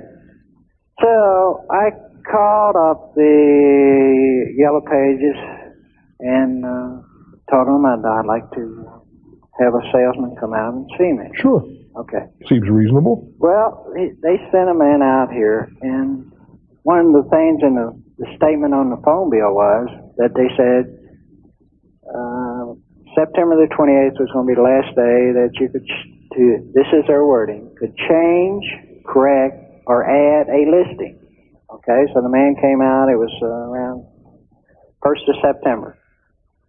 And I told him that I don't want the big ad, quarter-page ad, half-page ad. I just wanted an in-column ad, which was about, the difference of about $600. A month.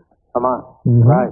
$7,200 a year. Right, because I'm also in the alarm system, and we branched off and started another business. My son did auto stereo, and basically that's the way we want to go. He wants to do that, and I just want to work on my established customers and all. All right, I don't need all that. That's your privilege. Go ahead. Well, I thought it was, but they tell me, and in the contract, he said after 7 days, it's binding. And I said, well, wait a minute. Hold on, back up. The 28th of the month there's a cutoff for changes, right, deletions, additions, and whatever. On the 1st of September, you said, I want my ad out. Right. Now what? Let's bring it down. May I assume that they ran the same ad? So the ad that we're talking about is the ad that'll be out in January. Yeah, I understand that, but the 28th of September was the cutoff date. Right. And you told them you wanted it out. Right. And they didn't take it out, I'm sure. No, they won't. Well, you tell them I'm not paying. I told them. I have written a letter. I have had my attorney call. What do they say? I've certified letters. I've called the Public Service Commission. I've called the Attorney General. And what do they say? They said no. Who said no? Stand by. I'm a little behind in my obligation. I want to know who said no. I can understand maybe the yellow guy said no, but how about the rest of these regulatory authorities? I'm Bruce Williams. This would be a good one. This is Talknet. I'm chatting with a gentleman in Lexington, Kentucky. He wanted to cancel the Yellow Page ad. You did it on the 1st of September. The 28th is a deadline. And who said no what to what? The district manager of the Yellow Page advertising. Right. He said that as far as they're concerned, we have a contract binding. They will only thing they will change if the numbers have been changed, or they will increase the ad. When can the ad be changed according to them? The 28th of September. No. Don't tell me you're locked in for a life with this ad. You can change it. So you can drop it. What is their drop date? Do they say it's different than the 28th? What I'm trying to get to is the ad is not good. You don't put an ad in forever. It's renewed annually. Did you renew this ad at one time? Right, on June. You did. In June, I signed and renewed it, and 2 months later, I decided to change. I see. What does your lawyer say? Well, he said, you have a 7-day contract, So you didn't tell me that. You didn't tell me you'd signed the renewal contract in June. You just sprung that on me just now. Oh, I'm sorry. I said at first in June it came around and I signed the contract. I didn't understand that. I'm sorry. But it looks to me like if they put in writing and in their phone bill that I could add, change, or anything, would be the same. If I can add to, can I take away? It would seem to me you could. What does your lawyer say? He's the guy who's got to defend you. Well, we've been going round and round trying to write letters, and hopefully... What does your lawyer say? Well, in the privacy of his office, he's talking to his client. What does he say? He said we may have to go to court over it. Does he say you got a chance of winning? Well, they haven't got that far yet. He's a very conservative. He likes to write letters first. He's been very successful at it. I understand that, but writing letters is not asking. Every time I have a deal with my guys, the first thing I say is, are we going to win this one? Are we going to lose this one? Or what is your opinion? Now, you're entitled to that. What does he say? He hasn't said yet. Well, damn it, he ought to. You ought to ask. Okay, I'll ask him. But if you haven't asked, I can understand why he's not saying. Well, basically, he advises me the things to do before possibly won't have to go to court. I understand. And then we get down to where I start paying him, and he starts answering. All right. Well, see, I'd want to know initially. It would seem to me you ought to be able to cancel the Yellow Pages ad, but they got you because they'll say, well, just take your phone number out, and you've worked for 17 years to build up that phone number. And then you got to measure against what do I gain by, or why not just leave the ad in for one more year and not be signing any more contracts. But it seems to me you ought to be able to cancel things. I don't see why not. I'm Bruce Williams. This is Talknet.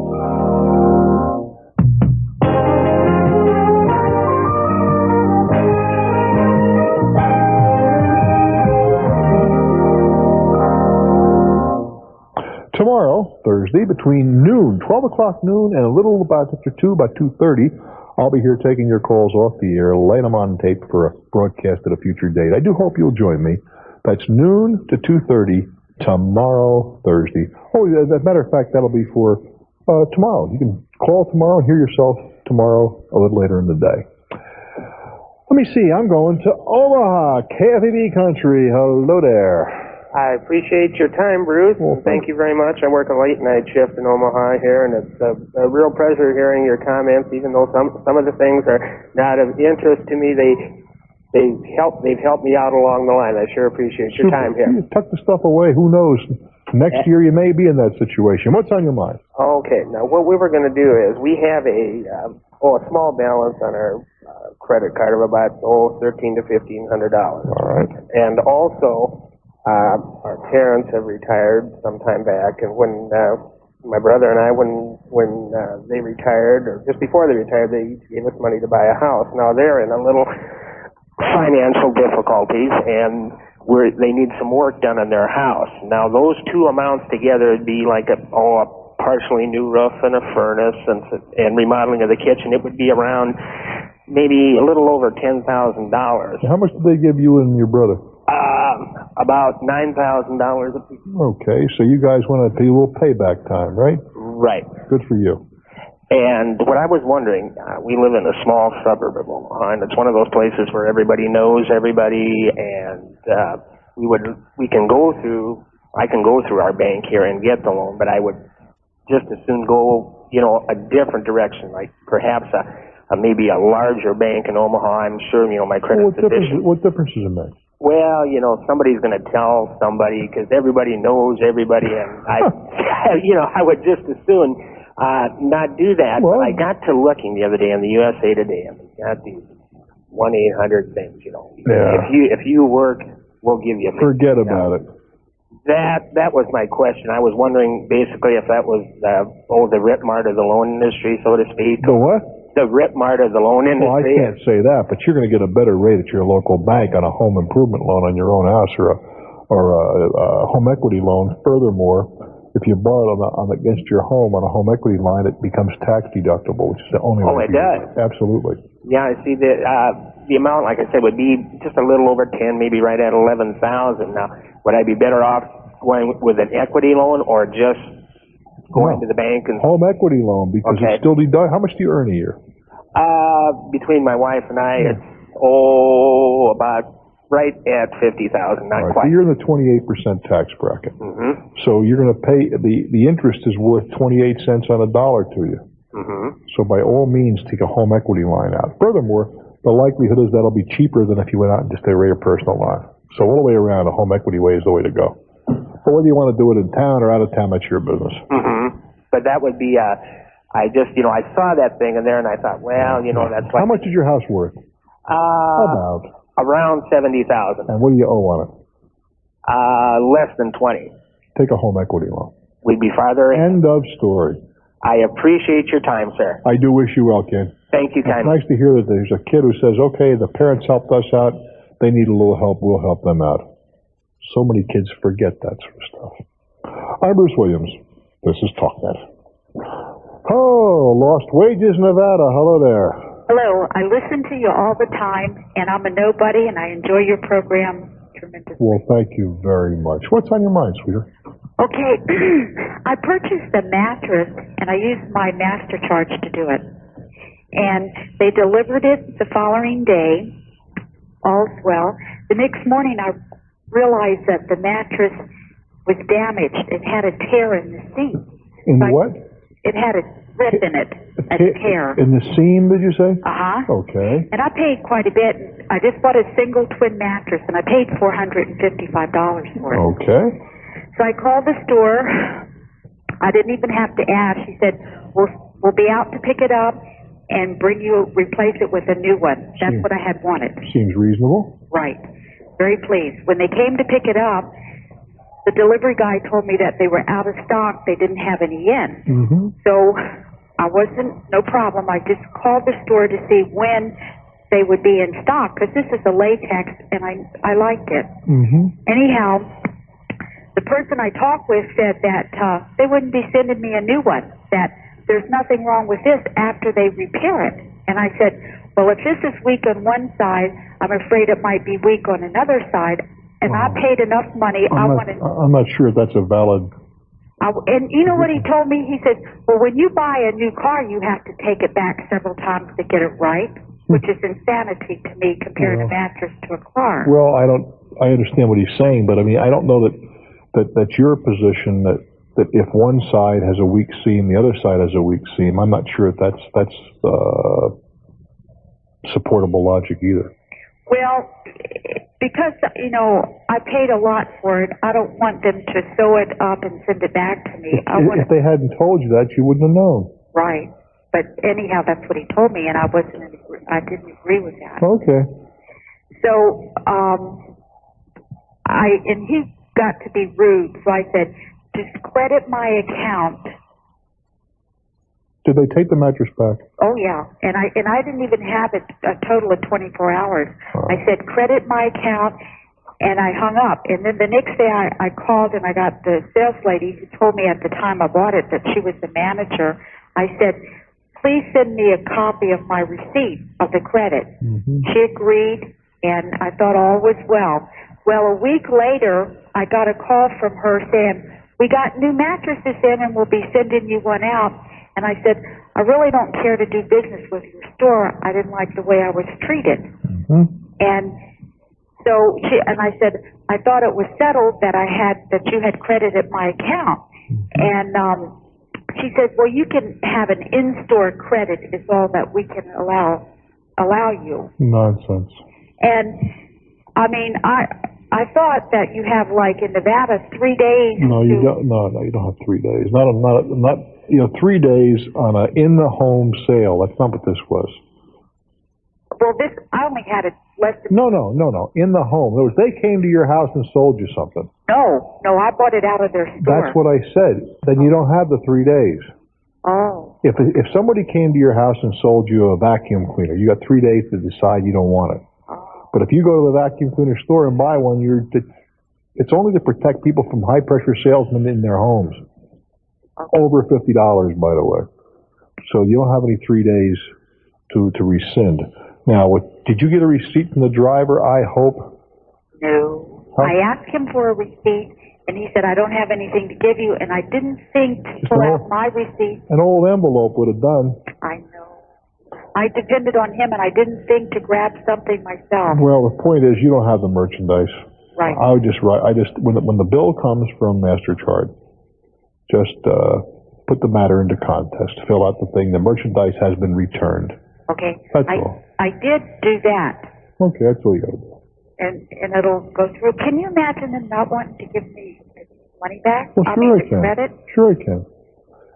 Sure I can. If they had a big sign in the store saying no returns, in-store credit only, they could make them stick you with that too. Well, on my receipt at the bottom, I just looked at it while I was on hold. It said no cash refunds on layaways and special orders. But you didn't ask for a cash refund. Exactly, and I didn't have a special order. Well, without regard to that, it's not a cash refund. Right. It's just a credit against your charge. And you think that MasterCard will handle it all? I think they will. If they don't, you have to battle it out. But since they took the merchandise back, I mean, frankly, I think you're being a little too stubborn here. They offered you a new mattress. You wanted the mattress. You liked it. I'd have taken the mattress. But at the time, they But a week later, they said they'd give you the mattress. Well, by that time, he was very rude, and I don't care to deal with somebody that's very rude like that. I understand that, and I don't necessarily disagree with you. But at that point, if you still needed the mattress and it was still a good buy, I'd have probably taken the mattress because you're not going to deal with them again. Check it out very carefully before it gets delivered and forget about it. Well, it wasn't a good buy, but I liked the mattress and I was satisfied in paying that price. Okay, well then you go out and buy it someplace else. Okay, then. I don't think you have to worry too much about your credit card. Okay. Take good care. Thank you. I understand your frustration, but there are times when you got to kind of swallow a little bit hard. I'm Bruce Williams. This is Talknet. We go to the home of KEES Radio, Longview, Texas. Hello there. Hello, Mr. Williams. I have a question I'd like to ask. Yes, sir. My daughter, about 6-7 months ago, signed a contract with a health spa, and at the time I really didn't know anything about it. She didn't come to talk to me about it. How old is your daughter? She was 20 years old. Oh, she's an adult. Go ahead. Okay. Well, in the meantime, she is the spa has gone out of business and no longer there, so she quit making payments to. Evidently, it was this loan company. Finance company, yeah. Sir? A finance company, yes. Right. And now she's moved away from home. She's in school in another town, plus she's working. And this finance company is really coming down on us hard. They're calling me every day at my home. Well, you tell them you're calling my daughter, not me. Well, I tell them that, and they want my daughter's phone number, which she does not have a phone. Well, you say she doesn't have one. Here's her address. Okay. Does she have any recourse to get out of this since the health spa has shut down? I don't think so. Don't think she I does? think the chances are that they, meaning the health spa, sold her contract, which was an assignable contract, to a finance company, and they got the money. And it's a separate proposition. She owes the finance company, and then the finance company, she in turn can go after the health spa if they have any assets. They probably don't. They go belly up? Yes, sir. They went out of business. Yeah. They went bankrupt? Yes, sir. She got a serious problem. Yeah. Because the paper was sold on good faith. And even though the merchandise is not there, that doesn't, as I understand it, does not affect the transaction. I understand. How much money is involved here? Originally it was $851. How much is outstanding at this point? Well, evidently that is. Originally it was about $1,600. I see. And that's what's outstanding now. They did send a letter last week to this address, and they said they would settle for 65%. I was about to suggest that this could probably be negotiable. Statute. Now, they are telling me that the seller does not have the money to correct it. Well, in that case, there's a couple of things you can do there. Oh, golly. What they want to do is... all right, well, hold on now. You hold on to that thought, because you just had to throw that at me at the bottom of the hour. Hang on, we'll go around the corner. I'm Bruce Williams. This is Talknet.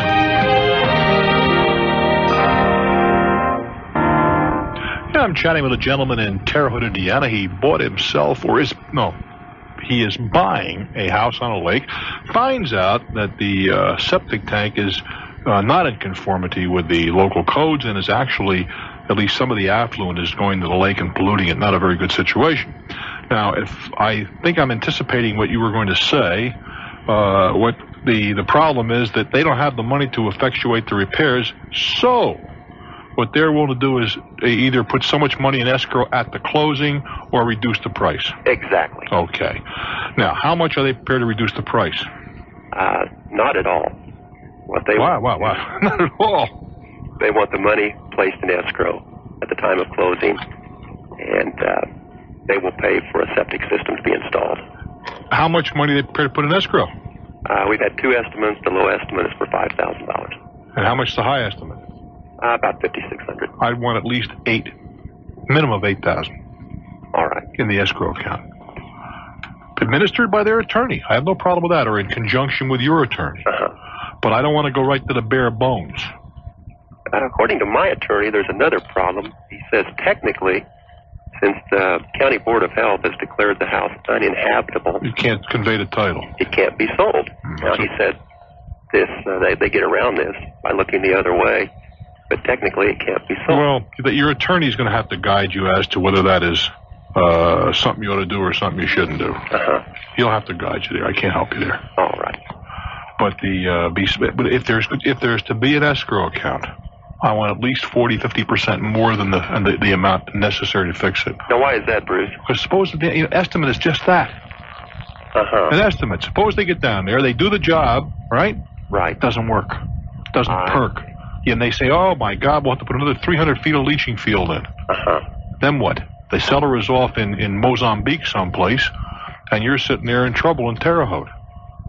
Well, at this point, do you think I would have any trouble getting my earnest money back and getting out of this contract? It's iffy. It's iffy. Okay. See, I suspect that the answer there is, yeah, you could probably get out. Okay. But look, let's back up just for 1 or 2 seconds. Do you like the house? At this point, I don't want to. No. Why? Well, we found other problems that I won't go into. That's another story. Yeah. I think this will probably. Yeah, I think you could probably break the contract on the basis of this. Real briefly, Bruce. Another thing that bothers me about the septic system. Mm-hmm. I was told there would be 1,000 feet of septic drainage. After the inspection, I find out the house sits on clay, so they need one triple that size. Didn't I just address that? That's why I said I want extra money there in case they run into even, bigger problems. My problem is not only with the money, but I didn't anticipate having not only my back, but my back and my front yard. So what? What difference does it make? Well, it takes a while to get a lawn back in shape. Oh, what's your first name? What is your first name? Reg. Reg, this is not a reason to blow a deal. Okay. We don't buy a house for 2 weeks. We're not renting we're not renting a cottage for the summer here. Uh-huh. Either it's a good deal or it's not. But I mean, the things you're throwing at me now is kid stuff. Okay. Well, there's problems with the roof too. Well, that's another problem. Did you not buy it or sign a contract subject to your inspection? Indeed, we did. We did not have a roof inspection done. Why? Didn't think we needed it at the time. Reg, now I'm going to give you one piece of advice before I let you go, okay? Okay. It's multifaceted. When you buy a piece of property, unless you're an expert, and you are clearly not an expert, I agree to that. Okay, then you have it inspected by an expert. That means the entire house, from the garret to the basement, cost $250 something like that. When you buy a house, you always have an attorney represent you. Even if you're an attorney, you have an attorney represent you. Always. I think you are living proof as to why, on both counts. I agree. I sure learned a lesson this time. Hey, listen, haven't we all? Good Lord, I got the battle scars to prove it. Okay. I wish you well, Tiger. Thank you. Hang in there, kid. Buffalo, what's on your mind? Not much, Bruce. How are you today? I am fine, thank you. Good. I have a question about applying for a job. I applied for a job about 3 months ago, and at that time, I made I sent in the resume and, with the cover letter and everything, and made the appropriate phone call a week later to follow up, and then made another phone call. And I finally got in for the interview. It went really well. As a matter of fact, when I was leaving, they had said, when can I start? They had also mentioned how persistent I was at that point. So what happened since then was the position, they lost the contract. So the position that I was going for wasn't there anymore. What kind of a position was that? It's to be a condominium manager. All right. So they didn't get one of their buildings didn't come on board for them. So they lost that. All so right. they said keep in touch. So I have kept in touch. My question is, how often do I keep in touch? Well, I don't want to bother them. And two of the things that I've done, his name the guy who was the president of the company, his name came up in a newspaper article. I called him and, congratulated him. That's always good. So I used that. And then they had put another ad in the paper for a similar position, but it was for my position's boss, or the guy who would be my boss. So I wasn't qualified for that. So I used that to call them. But at what point do they say, quit calling me, you're bothering me? Look, let me ask you this. What do you have to lose? Yeah, that's the way I feel about it. All right, then keep in touch with them once a month or so. Just keep them bothered. Sure, wait a minute. That was your term. I don't like that term. No, you just keep them advised that you're really interested in them. Not bothered? No. Yeah, because I have a position now where I'm an independent contractor for another apartment building, which you know how those situations work, not too well. So I'm working there, and I've been there a year and a half, so I have a position, so I'm not, You're not pressing. Right. Good. So, I would keep in touch with them just the way you are. Okay, thanks, Bruce. I wish you well. I'm Bruce Williams. Stick around for more. This is Talknet. Hutchinson, Kansas. Hello there. Hi, Bruce. How's the salt mine? Oh, it's great. Okay, what can I do for you? You ought to come down and tour it. Say, Bruce, my question concerns a car. I've always had one furnished by the company, and now the talk is that there may be a car allowance. How much is a mid-sized automobile worth a month? Oh, boy. They pay insurance. They pay all the maintenance. The whole ball. They pay, but what do you provide? The car itself? I provide nothing. They provide it all. Well, then you got to charge back something for your personal use. Yes. Whether, the internal revenue. I'm getting off pretty good with that so far. Well, oh, golly. I don't think there's any way you can operate a car. Everything. Right. For less than $800-900 a month. I agree. Between $2 and $2.25 a week. Yeah. Okay. Well, that's. Well, you and I are about the same number, huh, kid? Yeah. I've listened to you a long time. I love the show, Bruce. Well, thank you. Keep doing a good thing. I appreciate that. Thank you. Hang in there. Bye-bye. To Tacoma, Washington. Your turn on Talknet. Hello there. Oh, Bruce, it's great to be able to get through to you. Well, thank you. I appreciate your call. What can I do you out of? I need a little level-headed advice here on a problem I've had with a garage door I got a new one installed. You mean one of the electric jobbies? Well, it's the door itself. Oh, the whole door? The whole door. I had an old wood one, and it was starting to warp, so I got a nice metal one. Is this a single or a double garage? It's a single. Okay. And it's one of the sectional type, that kind of roll up on itself. And I called several companies, and one came out, and the man gave me an estimate and told me that I would need some 2x4s along the side of each of the garage, opening. Due to the fact that I had cement casing around the bottom of the garage, kind of bring it out. So then a couple of days, the guy came out, installed it, put it on the 2x4s, and before this, the guy wanted to know if he wanted the old door removed and the garage door opener. I had an automatic garage door opener hooked up to it, and I said no. I said I could do that myself because it was no big deal. And he said, fine. So the guy came out. Are you having a new automatic job put on these doors, or just? No, it's the old one that I had on with the wood door. No, I understand that, but you're not having a new automatic thing put in. No, just the door itself. Okay, so that's just you can just leave it there for crying out loud. Well, it was being in the way because the thing had to have a little more clearance, so you had to move it up a little higher. All right. The railing. So, I hooked it down, I took it off halfway and kind of, put it on the garage floor. And the guy came out, basically had to take it off all the way because it was a little in his way because he was stepping over it. So you talk about maybe I missed. You're talking about the little motor up there. Yeah, right. That's what you took down, right? Yeah, well, I had I had the bar, the chain drive. I just swung it down to the garage floor and left the garage, the opener hanging from the ceiling. Oh, like a pendulum. Yeah. Well, it was hitting the plumbing was all, nothing would have fell. But the guy took it down the rest of the way because, he didn't want to step over it all the time. I can understand that. Yeah. And that's not the problem. Then, after he closed it, showed me, how it worked more or less. And there was a big gap between the garage and the garage door of about 2 inches. And, I asked him about it, and he said, well, just take some trim and slap it up there to cover the 2-inch gap. He told you to do this? Right. And I didn't really think much of it. It was, Wait a minute. He put the garage door in, installed. Right. And there's a 2-inch gap on the bottom. Right. And not on the bottom, on the side. Well, where the wind and the rain, the rest can get in. Right, And he's telling you to put in the trim? Right. What kind of nonsense is that? Well, I found out it was nonsense. So anyway, it was on Friday, and the next Saturday was a long weekend, and so I decided to hook up my garage door. Well, the opener itself. Well, I hook it up, and it opens fine, and then when I went to close, it gets down to about 2 feet from the bottom of the being closed all the way, and the door buckles right in half.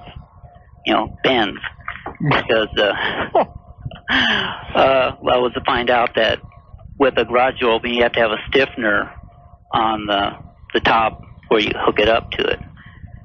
Well, I fought with it, and took a metal bar and jammed it up there, and it worked fine. Oh, how nice! Well, so then after that, I started looking at this, this 2-inch gap that I had, and a 2x4 is only 1.5 inches wide. And it was clearing everything by, at least almost 1 inch and 3/4. So I took off the 2x4s, brought it closer to the garage, and, the thing works fine.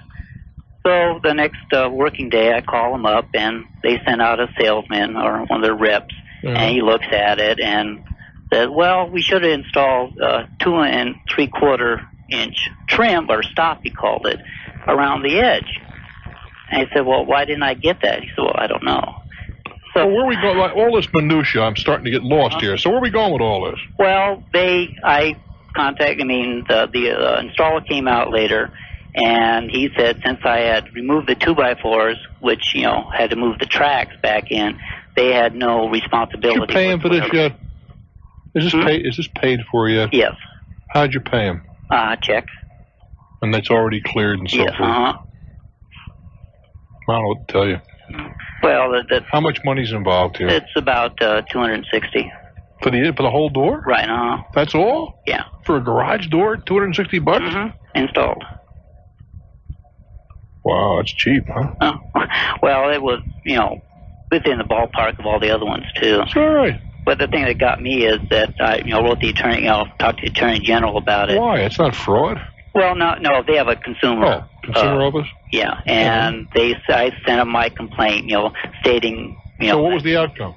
Well, they sent me a letter from the guy. This is the manager, and he says, I received his complaint, and that he bought the door to work manually to save money.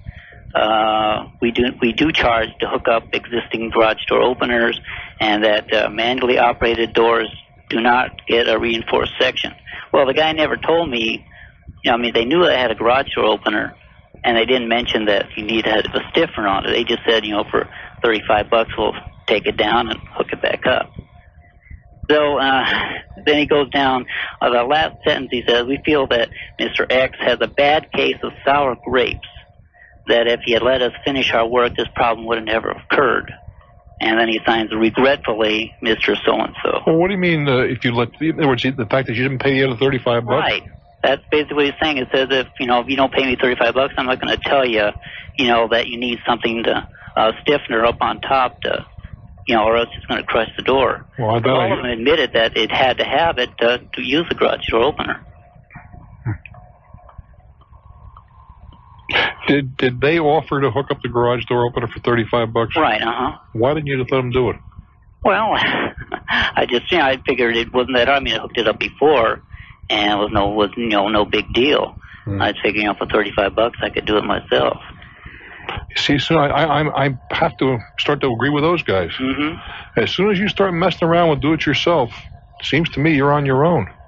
They have no obligation to tell you how to do it, or that a stiffener was required or whatever. I think it would have been good business practice. Now that's I realize that maybe I think it would have been a good business practice, but I don't see any obligation on their part.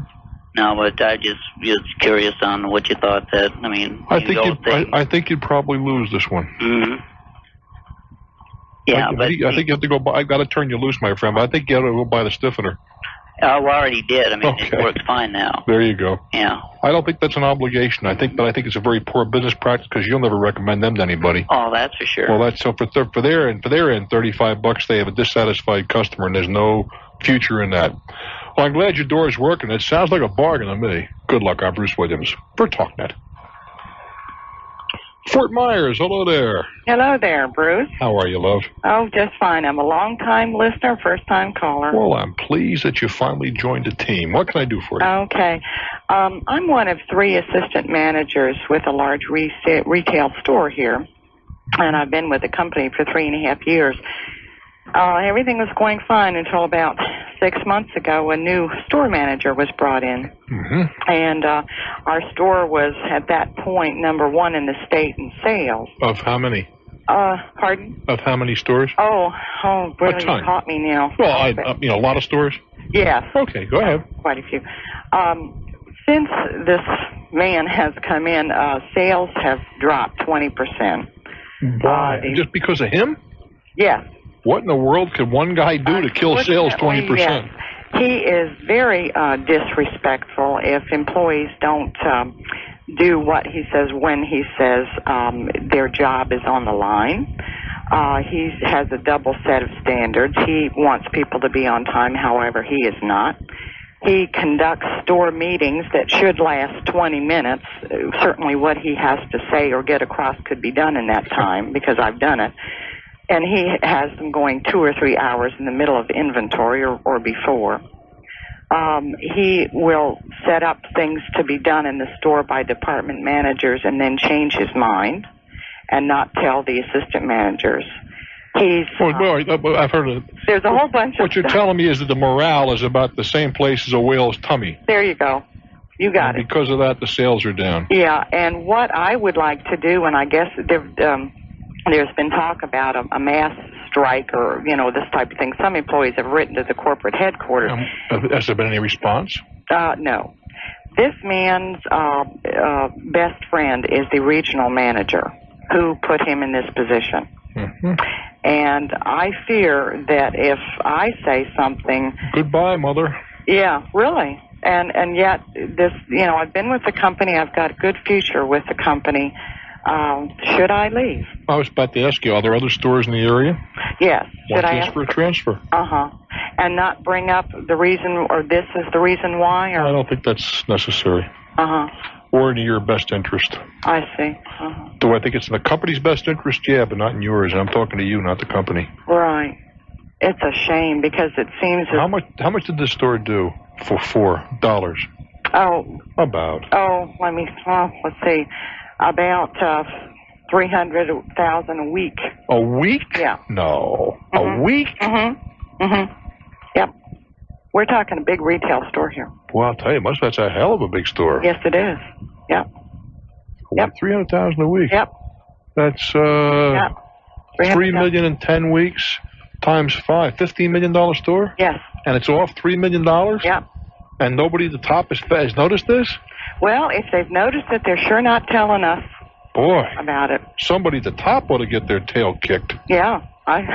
Really, it's so sad. Because in my opinion, given the relationship, if it's an accurate representation of the facts, that his best buddy is a big mocker over there. Right. I'd get myself. You could find some reason to get yourself transferred. Who needs it? Yeah, and just not bring up this fact that. All you do is you're going to lose on that one. Yeah, yeah. The company will win, but you'll lose. Okay. I wish you well, dear. All right. Thank you very much. You're very welcome. Bye-bye. But there's a message there too of how important it is to have decent employee morale. I'm Bruce Williams. This is Talknet. Let's race up to Salem, Oregon. Hello there. Good day to you. Hi. I'm a long-time listener. In fact, I remember driving a truck many years ago and hearing on the news of Bruce Williams wrecking an airplane. Yeah, that was... Yes. We don't we don't talk about that anymore. Yeah, I'm glad I'm not driving that night route anymore either. What's on your mind? I'm involved in a business where we just recently incorporated, and apparently someone purchased the incorporation notice or some such, and we got a packet from a marketing company that says you are a guaranteed winner. Oh, dear. The category A, B, C, D type. And they're going to try to sell you some PENS pens. That's it. And you're going to win some property. Here's the nice part. You're going to win some property in Mexico. Well, no, in this particular case, it's a Ford Taurus. But anyway. No, there's no way. Here's what it says on the back side. Go ahead. In very small print in their disclaimer, it says state law, identifying the state, says you do not have to purchase anything to receive a prize, award, or gift. Yep. So I went ahead and I called the company when I got the my personal rep, so to speak, you know, and I told them that I was just calling to get my gift out of Category A, a Taurus 2-carat diamond sapphire pendant, which of course we know is what I'm going to get. An Apple Macintosh computer, and $1,500 in cash. That's the 4 choices in Category A. Okay. Told him I didn't want his product, and I just wanted the prize. And I said, well, we can't do that. And I said, well, according to your brochure, state law says you can't. But you got to do that. Yeah, you got to do it. Right. So he said, just a minute. So he got his supervisor on.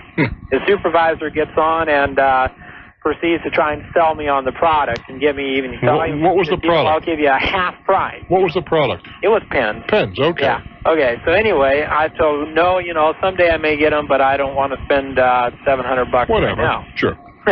So, anyway, so he gives me a second phone number to call, which is...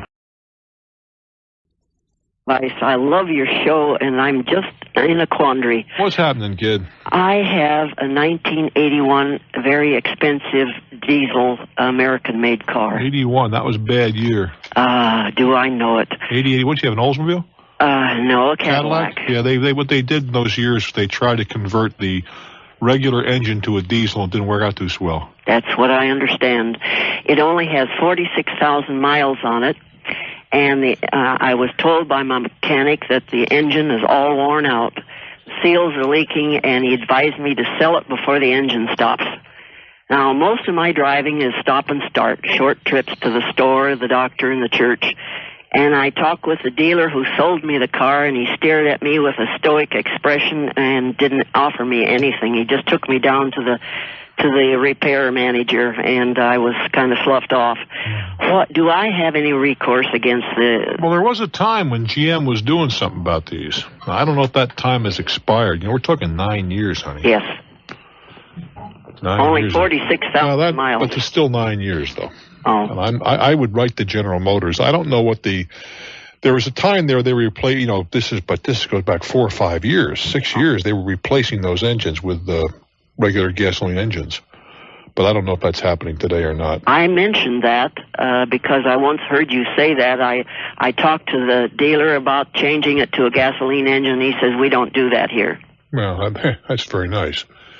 And you may still, if the car is in great shape and all that stuff, you may want to spend the money then. It'd be about $3,000, I would think. But I don't know who on earth would do that. Oh, there are private shops that will do it, guaranteed. And is it successful? Oh, sure. As far as I know, I don't see a reason why not. It's just terrible to have a car that's only just broken in, you might say, to tell you that you can't drive it anymore. Yeah, but the problem with that scenario, though, is there are many things automobiles are as time-related as they are mileage-related. Yes. But I would write to General Motors, explain the situation. I don't know what your rights are. I just don't know. There was a time you had some rights, but I have a suspicion they've gone away. If they don't offer me anything, do you have any idea how I could find out who is a specialist in changing to a gasoline engine? Well, I think just asking some questions around your area. If you can't find someone, I have a friend who owns a used car dealership in Tacoma. Oh, you do? An old friend of mine, yeah. His name is Pete Bentine. How do you spell his last name, please? I'll tell you what. We'll talk to you off the air. Oh, I'd so we'll let you, if you can give Pete a call. I'll give you Pete's number. I'm sure he would be very happy to put you in touch with somebody. Well, aren't you nice? You have to be on hold for a little while here, okay? Thank you. So you just hang on. Put this lady on hold, Sheila, and we'll get back to her off the air. And we go now to, let's go make some money. Then we'll go to Sacramento. I'm Bruce Williams. Yes, I am, and I'm delighted you're here. This is Talknet. Off we go now to Sacramento with a clean slate. Hello there. Hi, Bruce. It's an honor to talk to you. Well, thank you. I had a house or I still have a house in Los Angeles, which I sold. Made a good profit on it. I am in the process of buying a house up in near Sacramento, outside of Sacramento. Mm-hmm. I made an offer for a full price. Full price? Full price. Wow. Things are quite hot up here. So Mm-hmm. I've been looking up here for quite a few years and finally did purchase. Well, I don't know about purchase. At least you offered, huh? Yeah, he accepted. Mm-hmm. Putting 50% down. Opened an escrow account. Everything's kosher there. 3 weeks into the escrow, they put, well, not actually, it's like probably a week or two into escrow, they put a moratorium on the... Who put a moratorium? The county. Oh, boy. What do they put a moratorium on, building or what? Well, no building without a water meter. Mm-hmm. The piece I'm buying is a 1 acre parcel with a house. The builder did not do the lot split. What do you so mean? Now he has... When you say the lot split, what do you mean, the subdivision? Yeah. The property he built without subdividing first? No, he had 1 meter for 2 acres. Yeah. Okay. He was going to do a lot split and build on the other acre. It's called a subdivision. Okay, a subdivision. There's a difference. Okay, a subdivision. And he didn't subdivide it before he put the house up. Right. He's a fool. Industrial strength dummy. Okay. Because if they change the zoning while he's in the process of building, he's stuck with one house on one side of a big piece of property, which is apparently what happened here. Yeah, apparently, I guess. Well, he's stuck with the whole thing. Well, how about me? I'm have escrow saying that I own or not own, but I'm purchasing a 1 acre. Yeah, but the problem is he can't deliver it. Okay. Not unless unless he provides whatever the county requires. Well, he can't build without another meter, and they're not issuing any meters. Well, in that case, why don't you buy the whole 2 acres? It's another $80,000. Well, I wouldn't give it to him. I mean, I see, here we go again. You guys, I know in California, are smarter than the rest of us, and you don't use attorneys. Escrow, yeah. Yeah, well, let's see, the escrow company's not going to help you in this regard. Right. So, since then, all the property out here has gone up. You can purchase the same lot with a meter would be probably another $30,000 to $50,000 because of this legislation. Exactly. I would trundle on down to my attorney. Okay, yeah, I went and had a consultation. Because you see that these are things that should have been spelled out in advance. Yeah, exactly. I didn't know until three weeks. But that's why you don't. That's why you use an attorney when you buy real estate. The escrow company's not going to do that for you. Yeah. Not their function. Okay. I'm not picking on you because you did, I think, what's customary in your area. Exactly. But it's dumb. Yeah. Yeah. It was dumb when they started it. It's no smarter today. Okay. My recourse would be specific performance. I don't know. I'm not going to play lawyer here. Okay. You see, his defense will be, I had every intention of doing thus and such, but I can't because of this imposition of these new rules.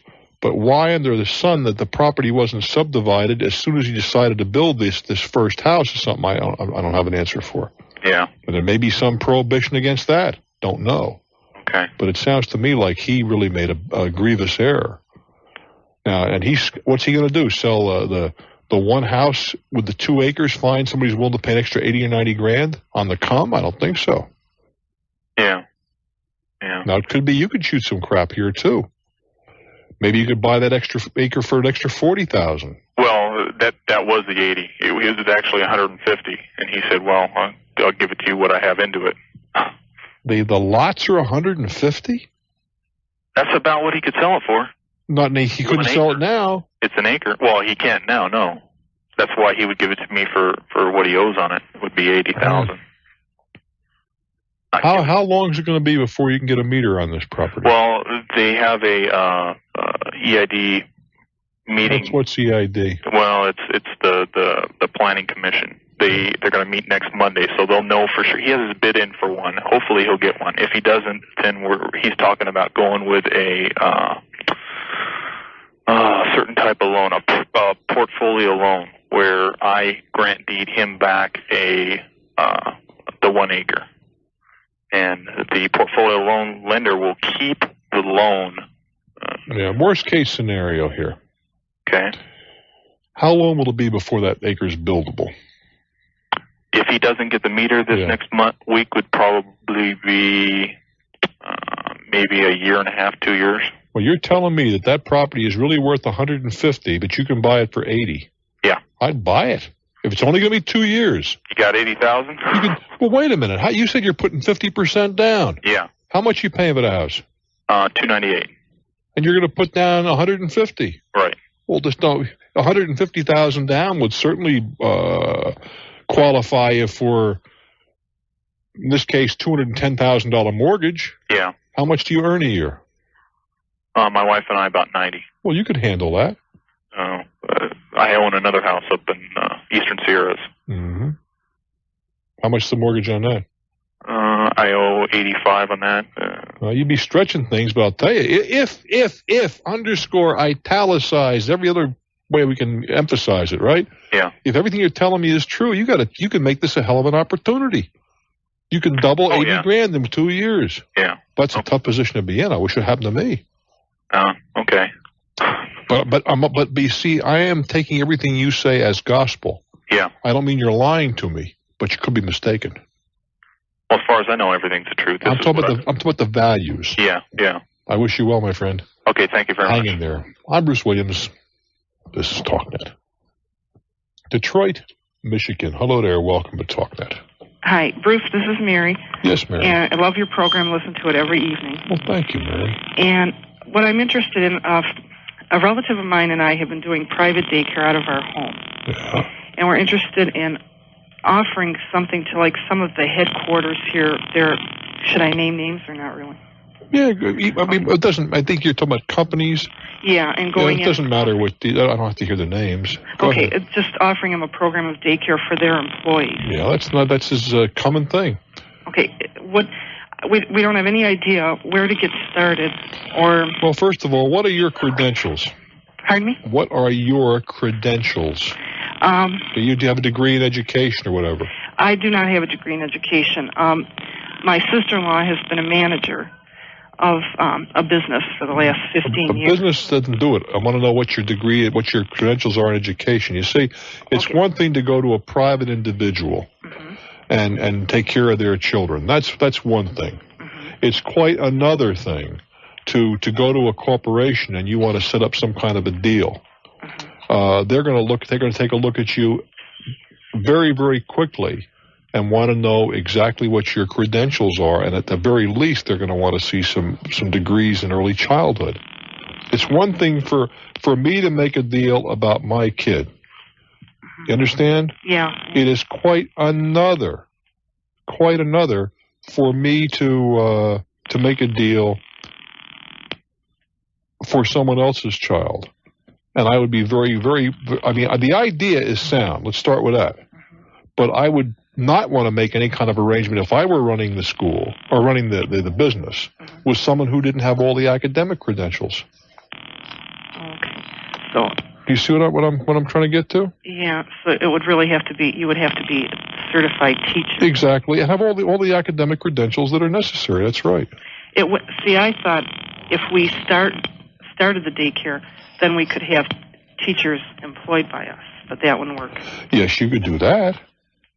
You could do that, but you see, first of all, get away from the word daycare. We're talking about a school, nursery school or something similar. And you have to have a ton of money to put that together. Like how much? Oh, certainly in six figures. Oh, really? I would think so. See, what I was really thinking of, I thought if we didn't go to a large corporation and I know I heard another caller a couple weeks ago, and I think she had purchased another daycare center that was already in operation. Yeah. And I thought of doing that. That's fine, but you wouldn't be allowed to do that unless you have the credentials or you hire someone who does. Okay. Would it? I have to have like the teacher make the presentation? Not necessarily, but here's the problem. More and more, even when I was in the business, that's 25 years ago, 30 years ago, I started one of these things. 29 years ago. Whew, scary, isn't it? Yeah, I remember you mentioning. Yeah, but the point is, even then you had to have a couple of degrees in education to meet the state requirements. And with all of the things that we've come down in the meantime and abuses and whatever, understandably, they've tightened up in most places. And you would have to have, there's nothing, let's face it, there are chains out there where the principals are business people. Yeah. But you've got to hire a director who has the academic credentials and the teachers and all that sort of thing.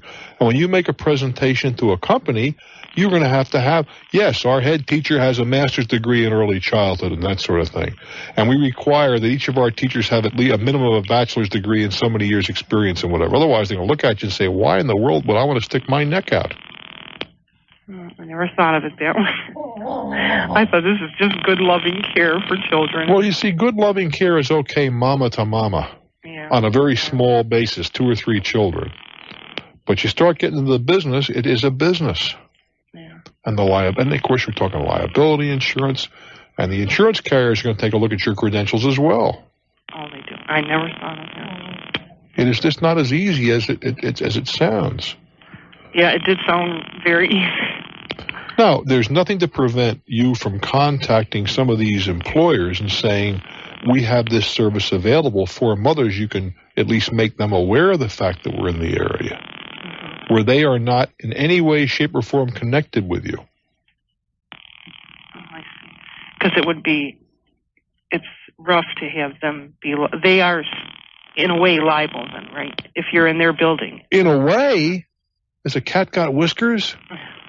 Well, certainly they're there, and they have the deepest pockets. Who would you go after if you were going to sue somebody? If something happened to a child.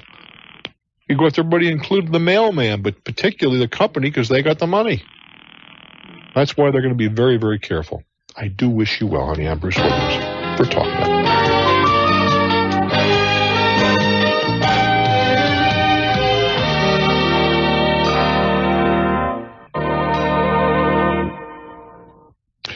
Cincinnati, Ohio. Hello there. Welcome to Talknet. Hello, Mr. Williams. Hello there. I thank you for the opportunity to call upon your wise counsel. Well, I am so pleased you called. What's on your mind? I have a question regarding a business credit card used for expenses, the kind commonly associated with the business world. Well, wait, see, let's talk. You talking about like American Express? Yes. And you say a business card. What does that mean? It mean is the card the company's name or your name? Well, it had my name on it, but it was also it had the company's name on it, and all billing went to that company. Mm-hmm. Did you sign for the card? I made out the information of who I was to get the card. Then you signed for the card, then? I would imagine that would be proper, yes. Well, no, I'm not trying to be proper. I'm just wondering where we are. Go ahead. I left this company approximately 5 months ago. All right. And I have heard from some of the people that are still there. This company is apparently dying. Mm. And I've heard from some of the people who are still there that these cards were not paid for the last 6 months. They were picked up some time ago. Mm. And they're now looking to collect these monies from the people who made these expenses. Absolutely. And they will, and they'll collect from you too.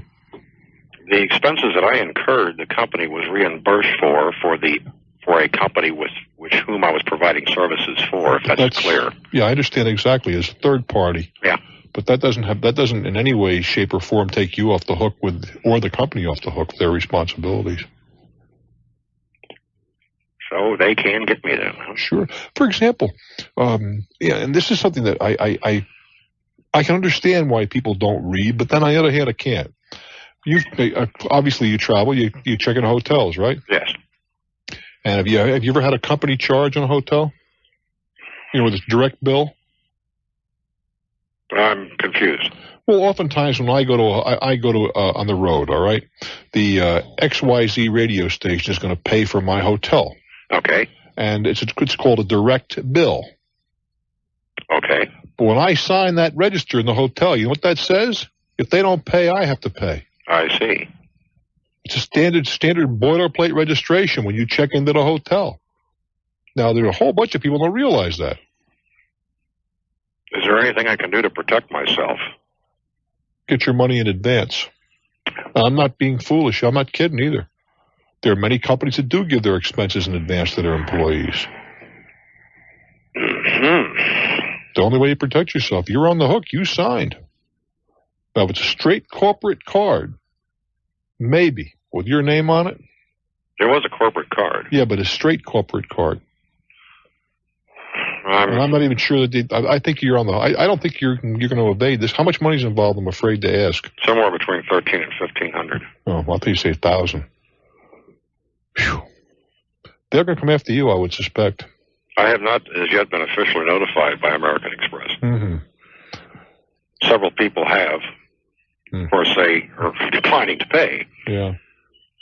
And I understand that the company they're trying to sell the assets of this company, which is why I'm calling at this stage. I haven't heard any official notification, but they are trying to sell the assets of the company. Is there anything that I can do to throw notice into this?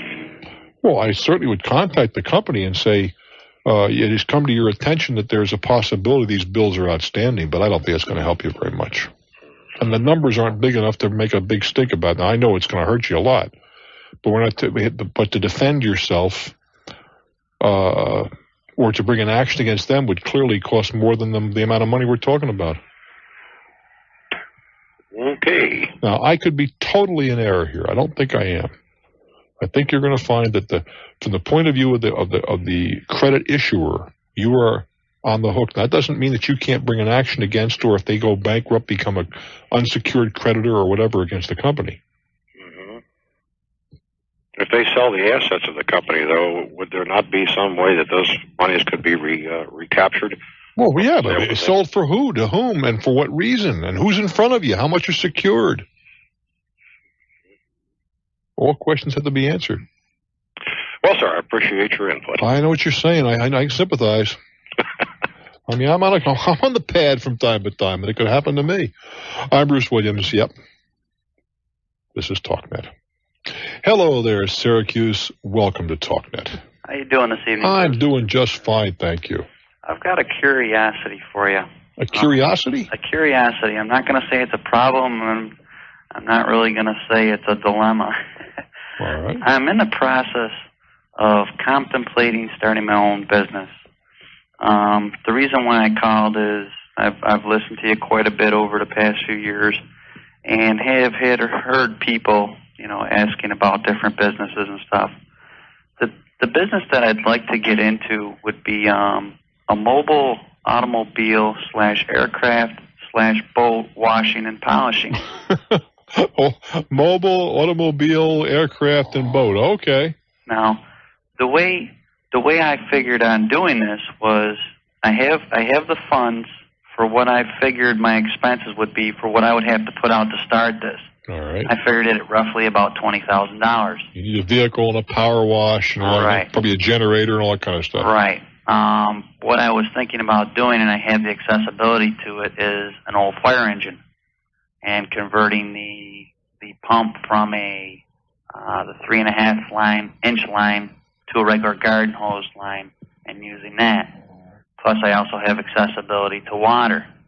But why a fire? You mean because of the tanker, you mean? Right, because it has an ample water supply, whereas I could get probably 20 to 30 cars on the one tank, and I wouldn't have to worry about wherever I was. I would always have water. I don't think that's. I don't know if I'd go that route if it were me. I wouldn't go that route. Let's put that. I know doggone well I wouldn't. What would you suggest? Well, first of all, I'd get a van rather than a fire engine, and you can have all of the things you described except for the water, right? I'd get a trailer for the water because most places you go, there's going to be water. Like the old water buffaloes? Yeah.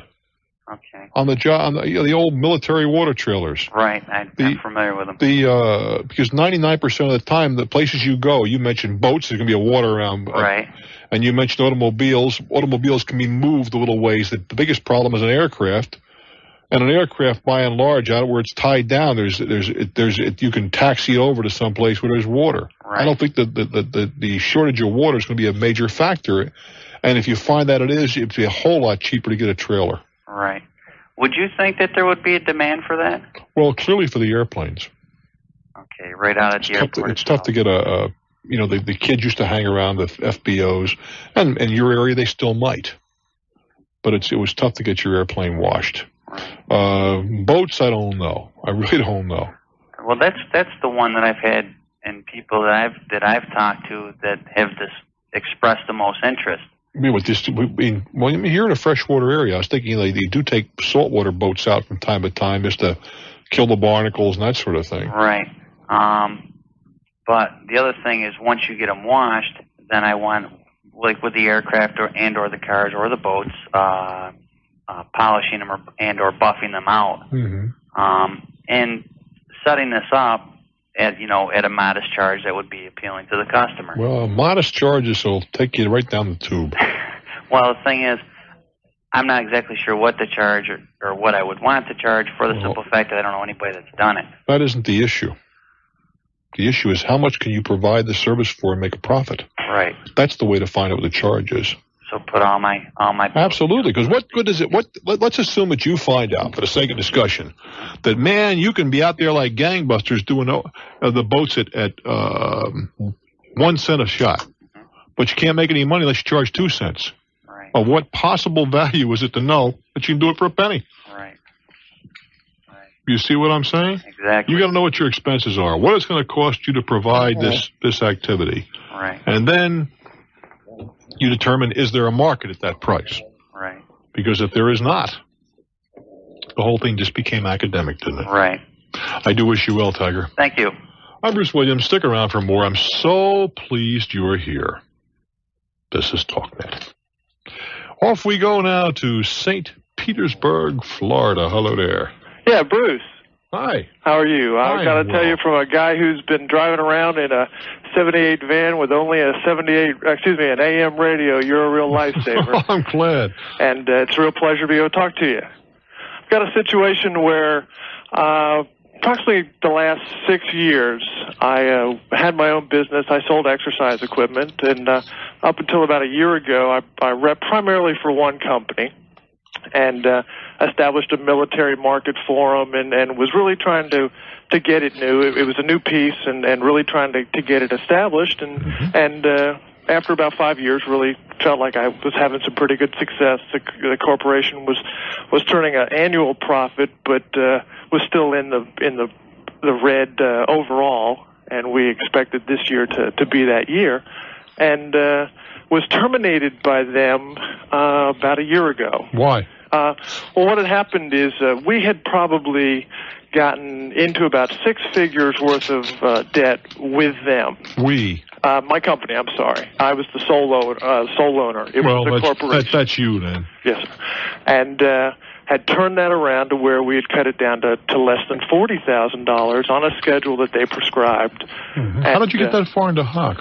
Say again, sir? How did you get that far into Hawk? Oh, well, it was a case of new product out beating the bushes, and just every time we did a lot of government business, which was pay late, and expenses were ongoing. So whenever we got checks from the government, we paid what we could back to the company, and made sure that we had enough to keep the doors open, and it was all done on the up and up with the tacit approval of the supplier. So from that standpoint, it got to the point where it was a contentious issue, to say the least. Contentious issue. I like that. Go ahead. And so we worked it out to where I was going to pay off an additional $5,000 a month over the course of a year to bring it back within a balance, and hopefully establish a line of credit at about the $40K point. And so we got it down to $40K, and along the way we were lucky enough to I was lucky enough to establish an approved vendor agreement with probably one of the largest nonprofit fitness organizations in the country, and they found out that I had this approved vendor's agreement, and called me and said, "Hey, listen, you need to cancel that. We want to handle that directly." And I had a signed, I guess I'd call it a contract with these folks, identifying my company as the approved vendor. You went out after that business? Yes, I did. And at that point, we provided brochures to them for distribution to their centers, and we're actually in a book that identified us as the first source to consult for interest in this product. Needless to say, they felt some proprietary interest, I guess, as being the manufacturer to be able to do this directly. But my feelings were that a product that's out there for 6 years and they haven't gone to the lengths to make it happen, I certainly can't wait for them to get around to do it, and it's not in my financial interest to not do it myself. So from that standpoint, once I said that I'd be willing to negotiate a territory, but wasn't going to just summarily cancel the agreement, we really started having some problems relating. It ultimately ended up that they hired the salesman that I had working for me and trained. Took him away from you. Yeah, and within a couple of weeks sent me a notice saying you're no longer recognized as an approved vendor for our product. Is there anybody else that puts out a similar product? Well, there's categories of equipment. We're really recognized as the only item in this of its type. There are other similar type pieces, but we've gotten to the point where we've got good name recognition. And when you say the name, it's not something that would be considered generic. It's identified for what it is, and from that standpoint, it's something that we were really trying to get almost a new type of exercise equipment. Not a treadmill or a bike. It's just. What is it? Well, it was a climbing machine. A what? A climbing machine. Yeah, like the stair climbing thing. Well, kind of like that. It came out similar in time, but worked more. It was arms and